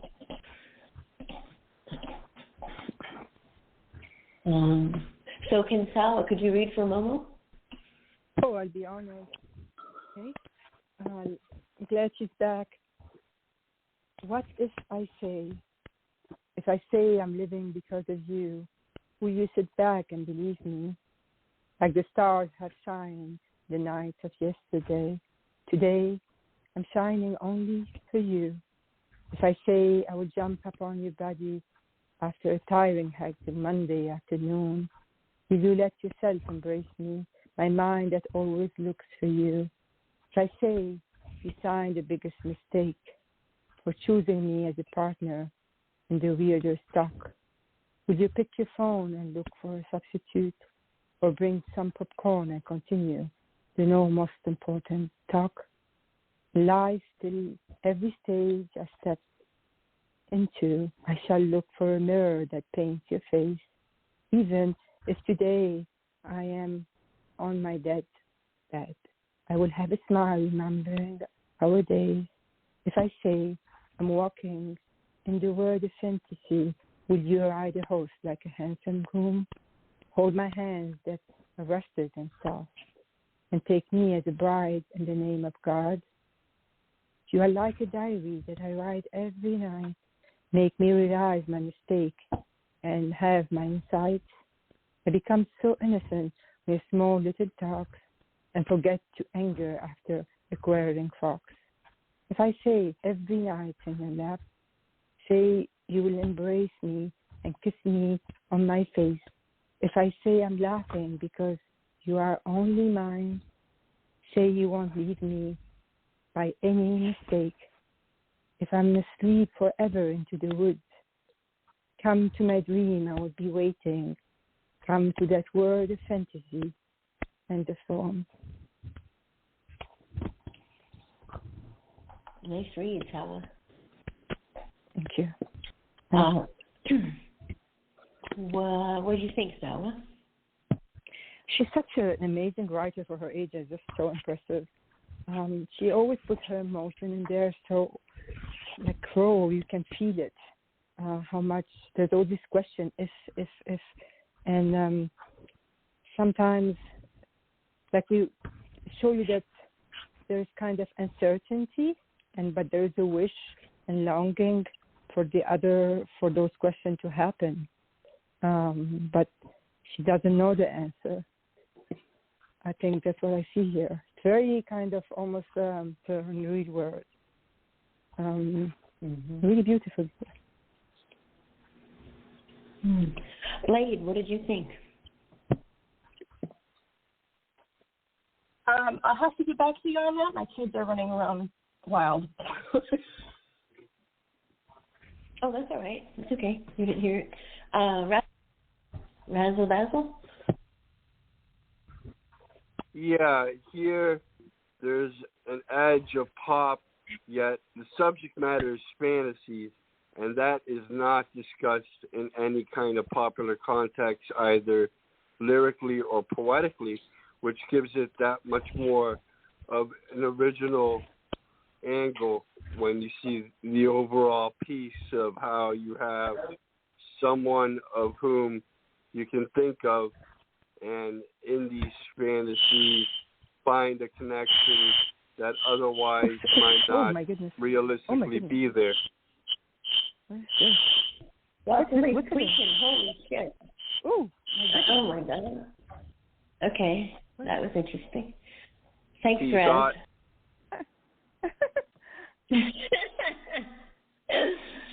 Oh Lord, I think that's well, it doesn't matter. Okay. All right. So, did I miss anybody? Silky, did I miss you, or did you go already? No, I'm here. No, he didn't. I thought this was a lovely piece, and yeah, I totally saw the self-love in it. I love this stanza. You are like a diary that I write every night. Make me realize my mistake and have my insights. I become so innocent on your small little talks and forget the anger after quarreling fox. I love that stanza because it just kind of rolled off the tongue to me, and it just kind of summed up the poem very nicely. And it just had a lovely feel to it, as well as the whole piece. And like I said, I thought it was beautiful. It was romantic and just lovely. Yeah, this is pretty romantic. I agree. I wonder if she's in love. I never saw her write anything like this. And what if I say, that's a really cool title. What if I say I'm living because of you? Will you sit back and believe me? That's a big deal when you're living for somebody. If you say I signed the biggest mistake, like going down all the lists, I don't know if this is like unrequited or somebody she's loved for it. If I say I need every night on your lap, say you embrace my kiss, sounds like she's looking maybe from afar, or she's questioning. Then you see the quote, to love oneself is the beginning of a lifelong romance. And if you don't love yourself, then as we know, cliche, nobody's going to love you either the same way. This is really deep and something different for you, I think, Momo. Great job here 3 hours ago. Nice job. I don't know what happened to my other half, but his computer is hell. No, I'm here. Yeah, I heard it. That's good. Yeah. And? Yeah, did you want to give a comment? So blind that I'm trying to contemplate is the hold my hands that are rusted and soft. I mean, I think about the sort of the way that could have any sort of relevance, and it's obviously not the electrochemical process, but I think back to one of my mates. He was an artist, but what he actually did was he made paints in certain shades that were unnatural, and he would use things like rust, and he would take things from the ocean and add it to different things, and it was actually, sorry about that, it was actually quite amazing to see what he would do with rust to paints to create shades that were previously unnatural. So that's the only sort of thing that, I mean, obviously it's one of those things where it's one line that, you could talk about for hours on end, but I thought it was good. Thanks, Momo. Right, we've got Q next, don't we? Yes, we do. All right, let's see. I put her on there twice for you. Bed of rivulets. It was uncharted water, with calm, strangulated wave, peeled off from the shore, tapping Morse code of slow, rolling quake. Riff pearls didn't steer, hidden under the Avalon corals, buried deep below Atlantis foams, floating above seabed treasures. As the red tide drew on, the ocean was gripped with the post-coital treatise, swallowed by soul winger, millimeter by excruciating millimeter.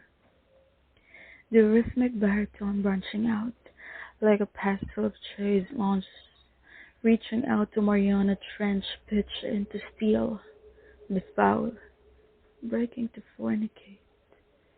It started as a single stream, into complex symphony of splatters, crashing to what seemed to be reaching crescendo, quick and flow, wailed and shrill falsetto, a drenched chorus of sea current wreckage. Few errant droplets pattered in my eyes, liquid caress of erratic burst, dross blood coping down acid, soaking the already pale feature to luminous white, separated by long stretch of shadow of a muted tower light. Dang.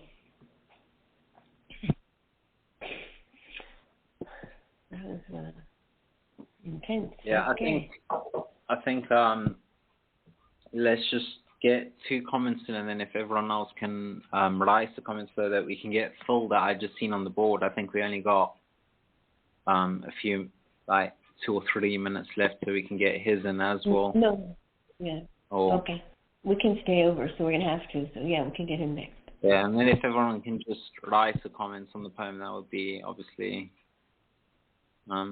appreciated and fair. So, Raz and Solwa, if you could comment on that one, please. Well, there's definitely here a deep sense of violation, and it's open and raw. What the poet is describing, these are the first moments in which all you had known of your senses has been pretty much knocked down out of its usual stream of defenses. And I see the reference point is God ransacking a pagan religion and a massacre of chastity. So I feel that might be relevant, except what there is with that temptation, would God even know? Yeah, true. Sala? This is really kind of as as Roz mentioned in her author note, it's kind of leads you to what it's about. Someone who been robbed their maybe Massacre de Chastity. And where she says it, at the branching out, I kind of lost track, sorry. I start a single stream into complex symphony. Crashing torrents seem to reaching crescendo, quickly flow away, the shrill pulsato, like it's almost like pulse of sea of current workers. There's so much pain. It's like almost a sea that rapids that damage everything. Her imagery is so strong, and her eyes, a few errant droplets spattered in my eyes. I see a lot of pain in here and sadness. That's what I see, a slow rolling quake. All her expressions are something that's taking over and destroying her. Very dramatic, actually, and amazing verbiage and imagery. Thank you, Sala. My pleasure. Does Phil have a SoundCloud? I hope not, because I don't know. Okay, I'm going to put Phil up next then. He probably does, right? If not, Sophie, can you read for Phil? Because I don't know. I may have it. Let me check. I did it actually early, so let me see.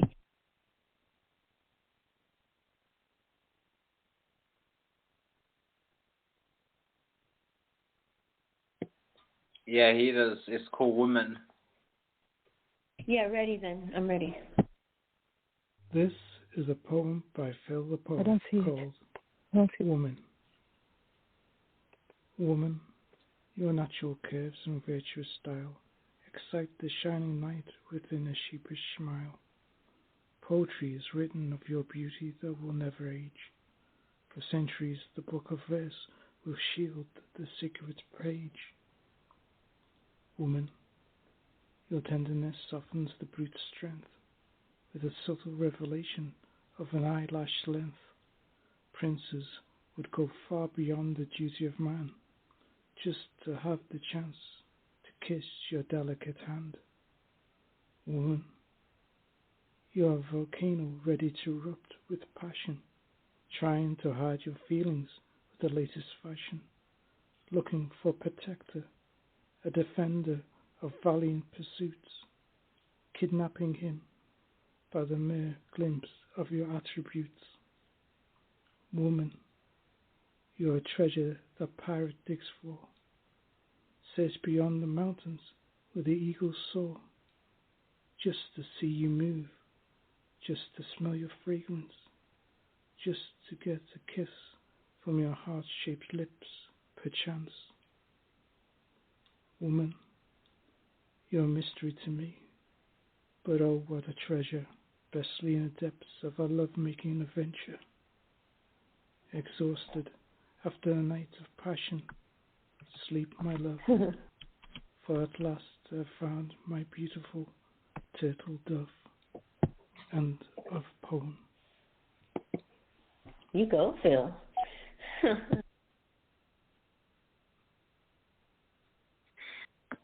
Yeah, wow, what a rise. That was very, very cool, and I think it was the only one to that quote, in fact. The part that really sort of knocked me out was the second last stanza, a treasure that pirates dig for, beyond the mountains that eagles soar. You saw that thought that, I mean, on a real level, you know, eagles can sort of really fly on all sort of, or across the sky that is known to us, or at least in our understanding of soarable or planes, blue planes or whatever. I'm sorry, I'm exhausted. It's 6 a.m. right now. But that really does speak to the quote about not understood but to be loved, because it's saying that's comprehensible, but or at least something that's imaginable, even if not really plausible, perhaps, if that makes sense. It's quite lucid at this point to me, but think that's part of the game, isn't it? Raz, what did you think of this poem? I wholeheartedly agree with this entire poem fitting perfectly as to the quote, "Women are made to be loved, not understood."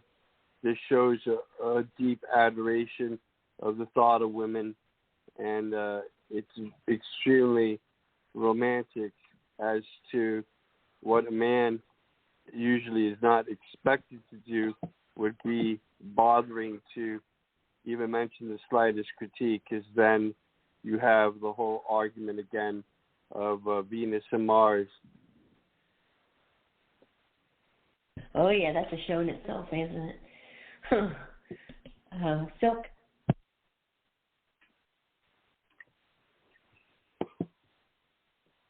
Silkinator. Yeah, can you come right back to me? I had to get up for a minute. Oh, no problem. Blade, did you want to comment? Or Beard? Beard's here too. Beard snuck in the back. Beard or Blade, did you want to comment on the phone?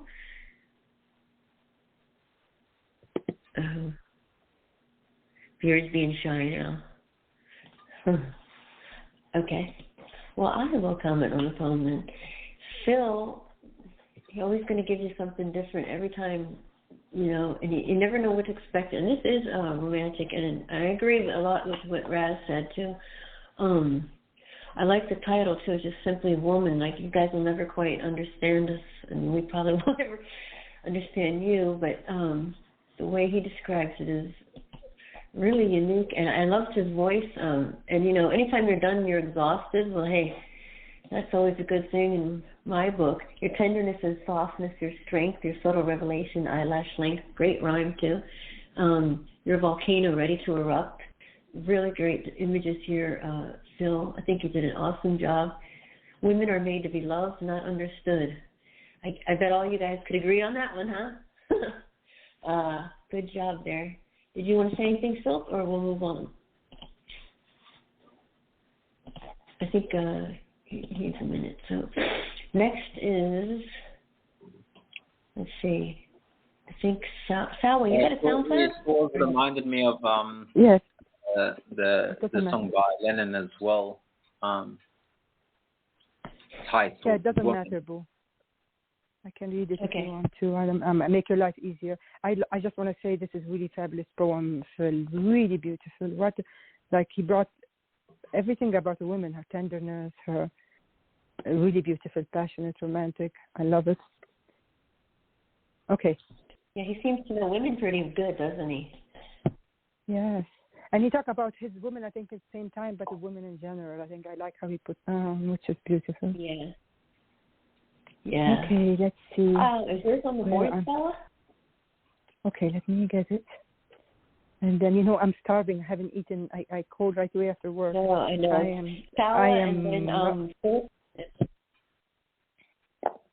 Okay. Yeah, I got my whole time mixed up because I forgot about daylight savings. I don't see my Can you put it up there? I don't think it's on the board, Stella. Oh, I thought I put it. Okay. Oh, I'm sorry. I really thought I did. No, you sure? Probably do. You don't have it? Okay. I don't know. I can find it. It's fine. You find it? Yeah. Or should I find it? I'm confused. You find it, or should I look for it? Okay. Okay, thank you. I think now Rob got it. I'm looking for it, so I'm confused. Let me go back to the page. You put it there? I don't see it. Yeah, sorry. Okay, let me find it. I don't see it. I know where it is. Here you go. I'm sorry. I'm going to drop it at both places. Copy, here we go. I thought I did, but I'm becoming distracted lately with this work job. Okay, here we go. Did I put it in the right place? I hope I'm not dropping in the wrong place. I did it before. Here we go. Okay. I had a dream. It's really written for both, for you and Kay and Stephen, the song. I just actually started writing for them and then inspired me to add to it the quote. I felt like it fits there because I didn't have much time. I had a dream. J'avais un rêve, pourtant j'étais le rêve. Je me demandais pourquoi. Le mensonge n'a point de grâce. Comme des yeux son visage, il a dérobé mon rêve. Cela m'a rendu triste, m'a coupé 1000 fois. Après de longues années, j'ai réalisé afin de m'éloigner de l'abus récurrent, afin de guérir mes peines abstruses, je dois être moi-même. Et heureusement, je suis devenue moi-même. I had a dream, yet I was deceived. I wondered why. Life has no grace, like eyes with no face. He stole my dream, it made me sad, cut me a million ways. I realized after long years to move away from recurring abuse, to heal my street sorrows, I must be myself, and luckily I became myself. End of poem. Oh, that's a good poem. Oh, Rob, I don't know if Rob's around. If not, I'll go with Silky. I just like messing with Silky. I know it took me a minute to get to my button, and I apologize. I loved Phil's poem before.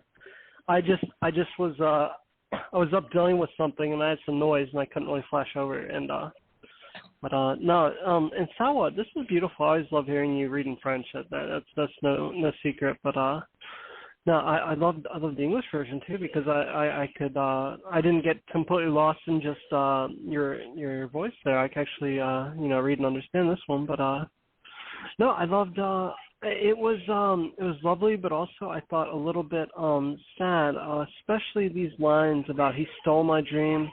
It made me sad. It cut me a million ways, I realized after long years. And I've had that kind of experience too. So I think that's a relatable poem because I've had relationships, that blow up, and then years later you can think about it and be like, oh, it's so toxic. But then also you have some that you can realize that were so good too at the time. I can see it happen both ways, and this is a lovely piece.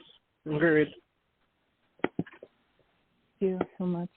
I think Blade and Beard are here, but maybe they're just listening. I'm not sure. Do you guys want to comment on Sawa? If not, then razzle dazzle. Yes, definitely. There's ambition, but aside from the fact someone or some type of obstacle might force a person to never fulfill certain dreams. And this is very realistic, how you can think of yourself in a future context, what you were going to do 10 years from now, 20 years from now, and the opposite is what ends up being true, yet there had to be an original reason why a person ever had those dreams. Thank you so much, Rob. Yeah, this is I like the way you read. Man, I'm going to say it every time, but you're the queen of brevity, Sawa. Even those smaller words. Yet I was deceived. I wonder why lies have no grace, like eyes with no face. Don't we all want to know why we're deceived, especially when you're deceived by the person you love the most? He stole my dream. It made me sad. There's a lot of players out there. A lot of people tell you all kinds of bullshit you want to hear, but they're not really ready to stick around and go through the long haul, I think. And then you healed yourself because you're a strong woman, and that is the truth. And one day, I just wait for your Prince Charming to come because you deserve it, Sawa, more than like anybody I know. So I know you're blushing, but great poem, and it says a lot. And luckily, I became myself.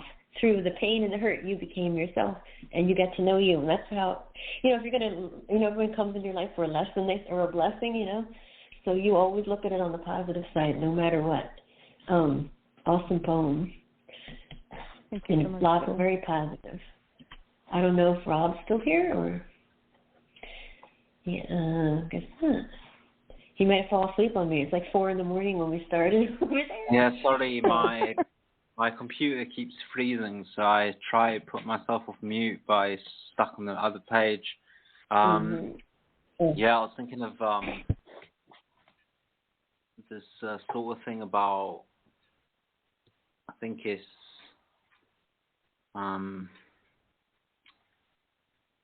the way that death almost exists in the realm of faith. I think it's, what do they say? La mort et de la mais la foi. I think that's how it goes. At least the way that I remember this is to say that you have to sort of believe that from, like the whole phoenix. What is this? Sorry? No, just hearing the some typing. I'm sorry, it's confusing. Sorry. I'm so sensitive to noise. Sorry about that, Rob. Go ahead. I'm just, the phoenix me. I thought I was on me. Rising from the ashes, that, when your dream or your idealistic view or your plan or your path gets shattered or crushed, that you sort of have to believe, and that's the part about, after the death, the faith of becoming the phoenix from the ashes. That's the way that I saw it, at least. Thank you so much, Rob. And Silky's on the board. Thank you, Sawa. Thank you, Boo. And, okay. So I rare vignettes. And I don't know why every time I do a vignette on my phone and I try to put a weird character at the very top, it deletes it. It was supposed to be a club at the top there, but okay. Blood of my flesh, mirror. Okay, and also I went with the two Oscar Wilde quotes. I can resist everything except temptation, and women are made to be loved, not understood. Oh, I knew you would take and that also, one. also a bit of another quote that I have to throw in there that's related to this one from my favorite book series, The Wheel of Time, is women are let me start over. Women are amazed through briars in the night, and even they know not the way, which is one of my favorite quotes by Robert Jordan. Aww. But here we go. Blood of my flesh, marrow of my bone. When desire inflames my hedonistic fantasies, champagne high-rise fueled soirees, sky dive into cocaine supernovas, bursting through heroin daydreams, where I swelter in the grip of her pastel suicide.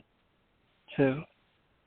Synapses fire on opposing planes, the flow of our data streams merge and mesh and separate, like oil and alcohol, though both burn with ferocious intensity, a twining flame of carnivorous appetite.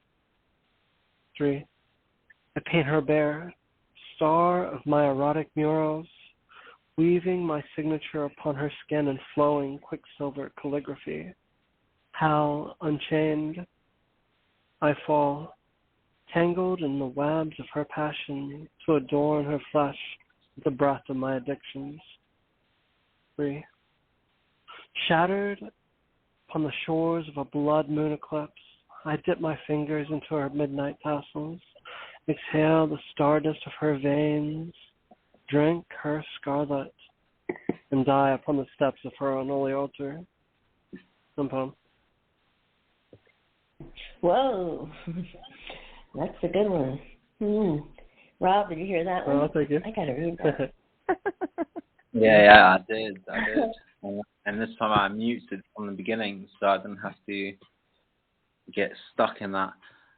Like, I mean, I'm quite a fan of even the sort of the minor intricacies and the little details.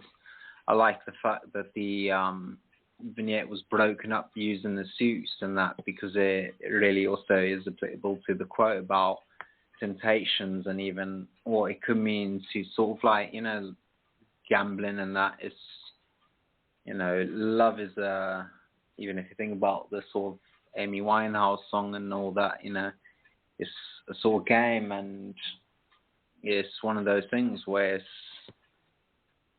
it's a sort of risky exchange or relationship. And yeah, it also it does speak to all the sort of the substances and things that also double up on the temptations, you know, things that substances, narcotics, and that hedonistic fantasies. Yeah, this was my sort of poem. I really like this, and yeah, I like your hair as well. It's the first time I've seen it. It's very cool. So yeah, nice one. Thanks for that, Silk. Well, thank you, Rob. Yeah, everyone has to be a fan of hedonistic fantasies. I would agree. Of hedonism. Yeah, it's the best. I'm definitely a fan. Me too. No one likes angelic fantasies. Know what you like? Thinking about having sort of pillow fights on clouds and that. Not for me. Nice. That sounds fun. All right, who do we still have around? Raz. Is Raz still with us? Sawa and Raz. Yeah, I'm here. I'm here too. Raz, are you a fan of hedonistic fantasies, Raz? No, I'm not a heathen personally, anyone who's into heathenism, but I do know certain artists, they're said to have this attributive point of which what there is of their canvas work becomes a kind of other sense, which is a bit sexual in nature, how you're recreating off of the canvas what you find to be idealistically some kind of higher form of stimulation. And so I see that connection here in the metaphors of heroin, daydreams, cocaine, supernovas. Exhale the stardust of her veins. Yeah. Says it all, right? Sawa? I think it's suicidal, hedonistic. I'm sorry. I'm like Raz. I'm not into it, but I don't judge people. Everyone is different. I like almost a vampire as well there with the blood. It just gave me this feeling of a vampire too as well. You drink her scarlet and die on the step. You kill her and you die too. That's what I say. Not in the meaning like I'm tired. I'm sorry. I start giggling. I had a long day. I'm going to start giggling like crazy. You're fine, Sawa. I wasn't trying to be scary or anything. Actually, it was just kind of like dark references to pastel suicide. Kind of a dark way of saying orgasm and. No. That's what I meant. It has I didn't mean it. I didn't know. You mix the two together. Like it's very. I can't find my word. I like the line where it's there. Where is it? Really, this one. I felt tangled in the web of her passion. I really like this line, the ending, all the way to the end. Beautifully, you write beautifully your poems, and I'm sorry, I'm just really losing it. It's actually even Shakespeare. Hey, I definitely won't argue with you better flush, Silky. You better flush. A lady who can read French so lovely, flush, yeah, flush and blush and fluster here, and just I'm definitely not going to argue with that. You got flush. Sawa flush. Hey, you had me at desire inflames my hedonistic fantasies. I'm sold right there. That's line number one. And then from there, I mean, the whole thing is skydive into cocaine supernovas. That's really cool. synapses. This is really good. I'm going to nominate this one. Mesh with a light oil and alcohol. It's almost like you know it's bad for you, but you're still there anyway. Erotic murals weaving my signature under skin. Calligraphy. Yeah, this is really, really good. It's short, it's sweet, it's sexy. It's, sounds like a good evening, Drink her scarlet and die upon the steps of her unholy altar. Whoa, this is deep stuff. Really, really good. I love how the page matches your poem, too, by the way. Well, really thank you. Good I love it when my muse likes to do vignettes. I love vignettes, and my muse is not in the mood to write them very often. So I was just like, oh, yeah, we're writing a vignette, I guess. And that's awesome. Yeah, you're muse, and you did a great job. At least my version of a vignette, anyway. To say to what Raz was saying, it's not about being heathens or being Epicureans or being anything like that. It's just about a sort of the matters of flesh. We can't repress our natural desires because otherwise the manifestations are quite nasty, aren't they? Hysteria at very least, Stop laughing. on a good day. So I don't know what we got next.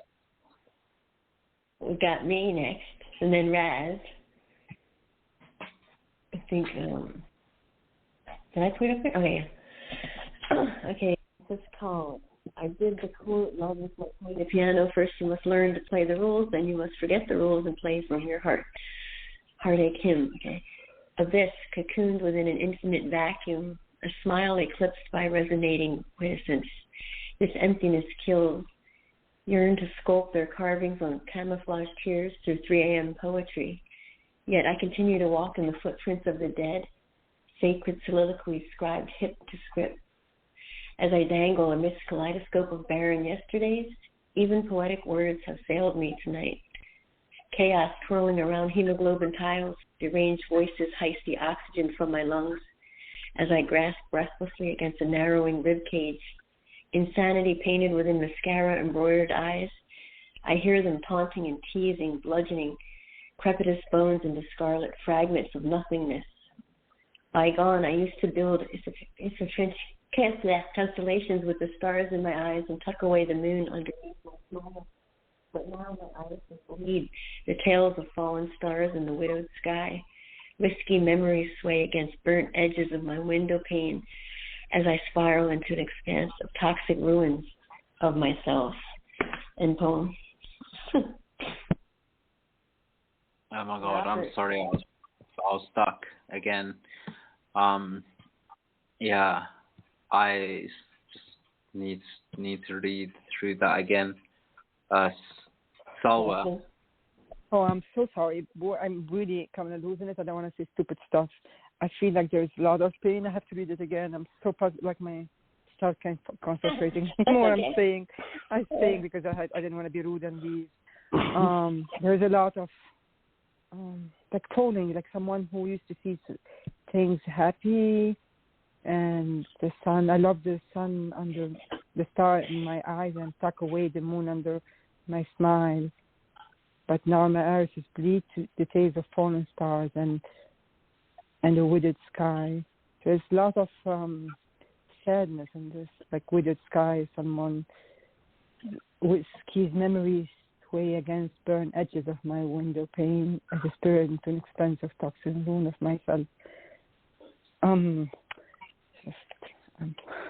Sorry, I hate to again say I'm so sorry. I'm so embarrassed because I didn't want to be rude at stage, but I'm really losing it. It's okay, Sarah. You can leave your comments, fine. Yeah, I will. Thank you. I know. Yeah, I definitely think it was something like quite different, but I think we've had quite a bit of that tonight, like even what we had from Wayne and a few times already, that you sort of mix it up when it comes to our matey Oscar, because he was such a flamboyant, extravagant dude himself, and then we just put out all the stops like this poem itself. we got sort of from the deepest parts of ourselves, going from the lungs through the blood cells into the infinite vacuum that exists in an ever-expanding cosmos. So it's really something that does encapsulate all of existence and our experience, the consciousness of what we feel, what we could imagine or even hallucinate to be feeling, and perhaps desires of disintegrating or collapsing visions, toxic ruins. Yeah, definitely something to think about while sinking into the constellations with the beautiful moon that you probably have at the moment. For me, it's almost lunchtime right about over here. But what you've got, I think it was last night, was the lunar eclipse, so it was quite beautiful. And even tonight, well, last night for me, I sat outside or I sat inside and watched it through the window. Because unfortunately, we got a malaria outbreak in South Africa. So, like COVID, might as well add another little jab. Why not, Let's make it fun. So, yeah. But the moon looks very nice and it all goes together. What do you think, Silk? Thank you.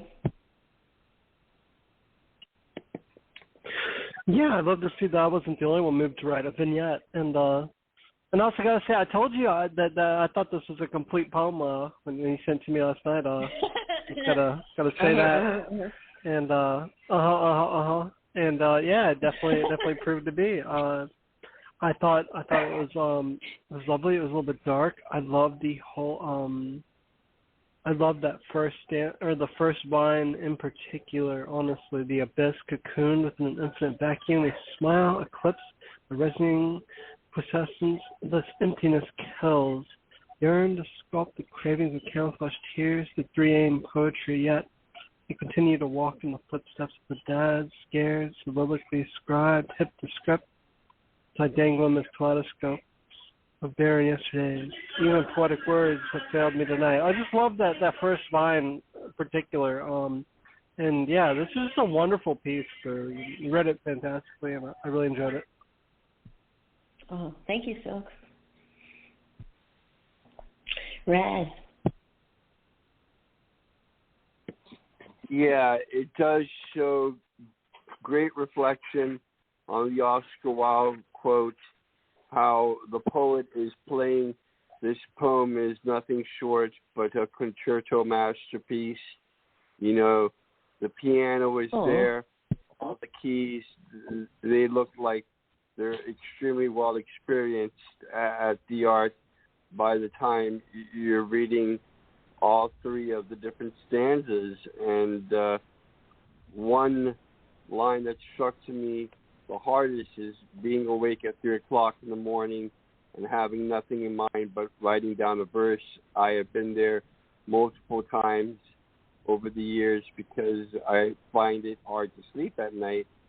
And another is this description here of, but now my irises bleed the tales of fallen stars and a widowed sky.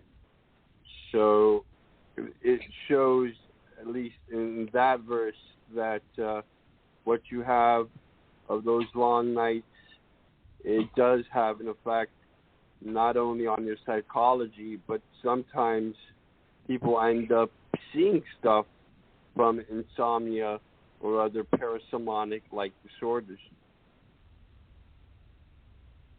Yep. Thank you, Raz. And you're up, Raz.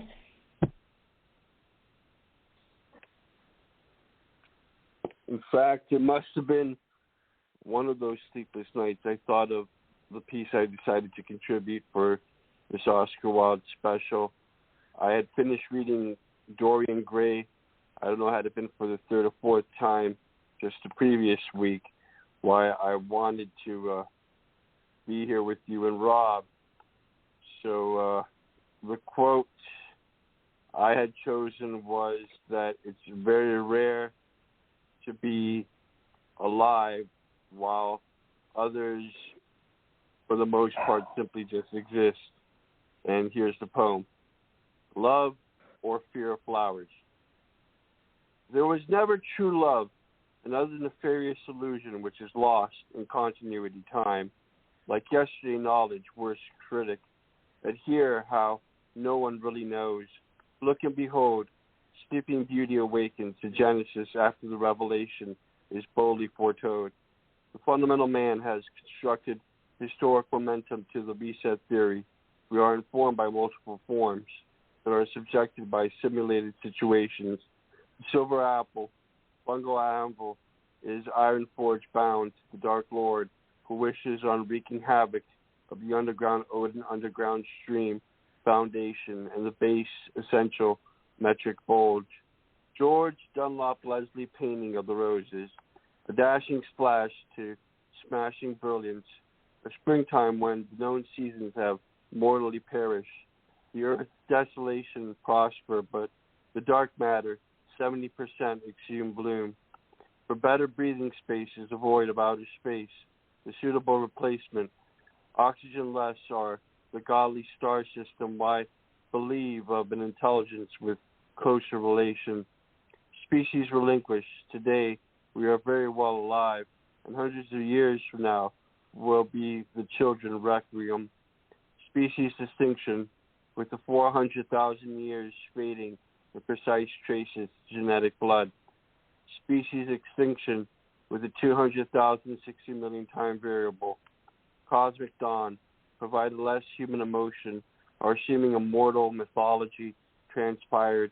Most importantly, before a single death symbolized the eternal wanderer, death, a black-robed figure walked per massive, empty chambers of stellar vault and lit what became exploding stars like lifeless pyre.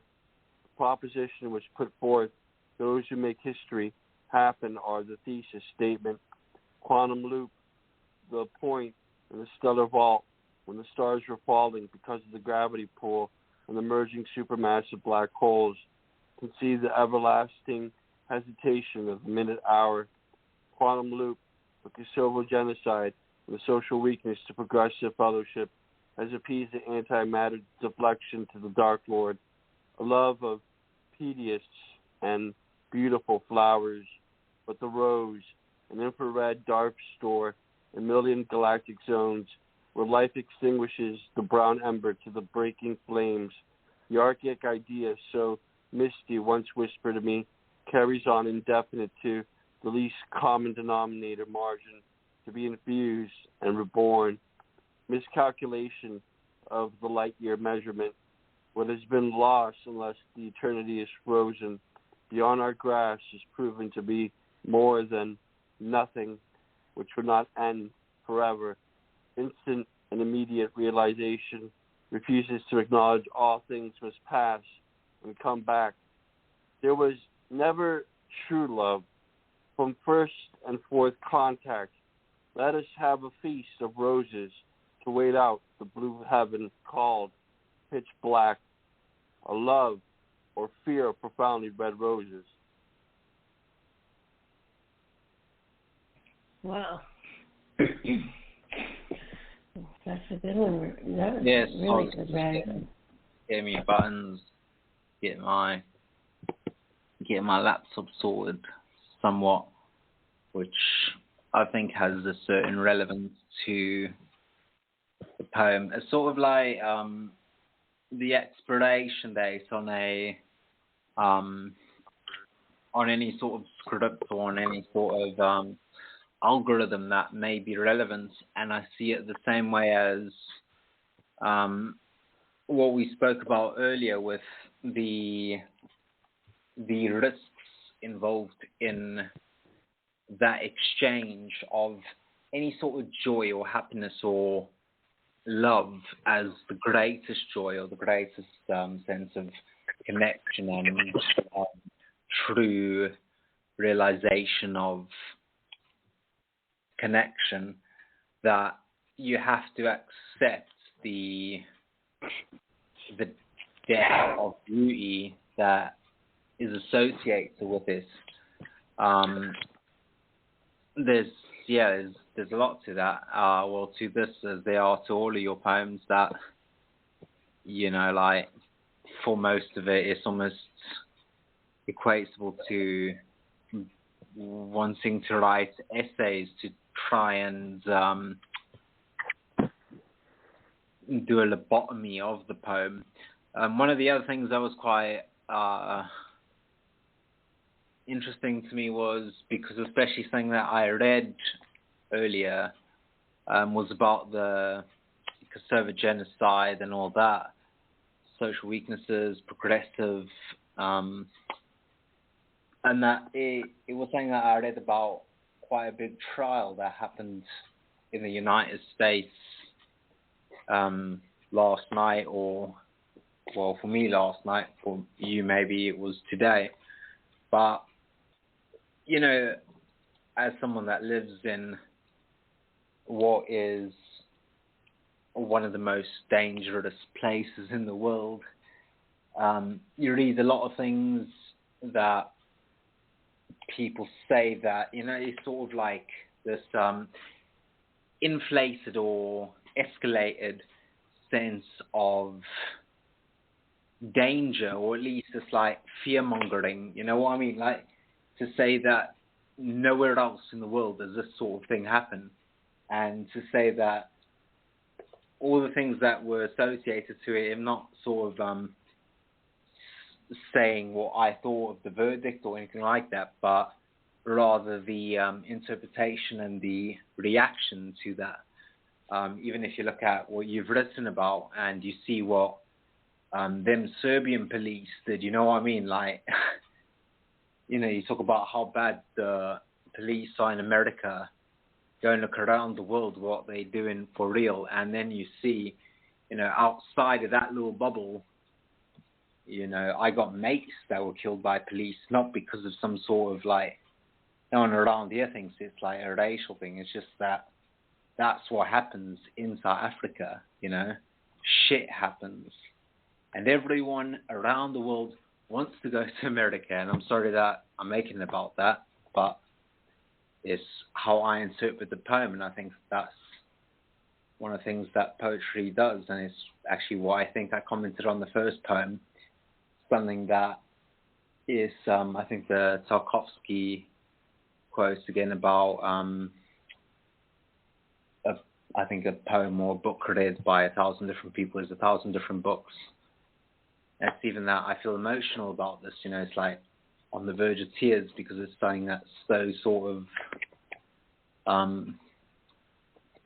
real to me, that you have people that talk about places and the death of democracy, the way that you could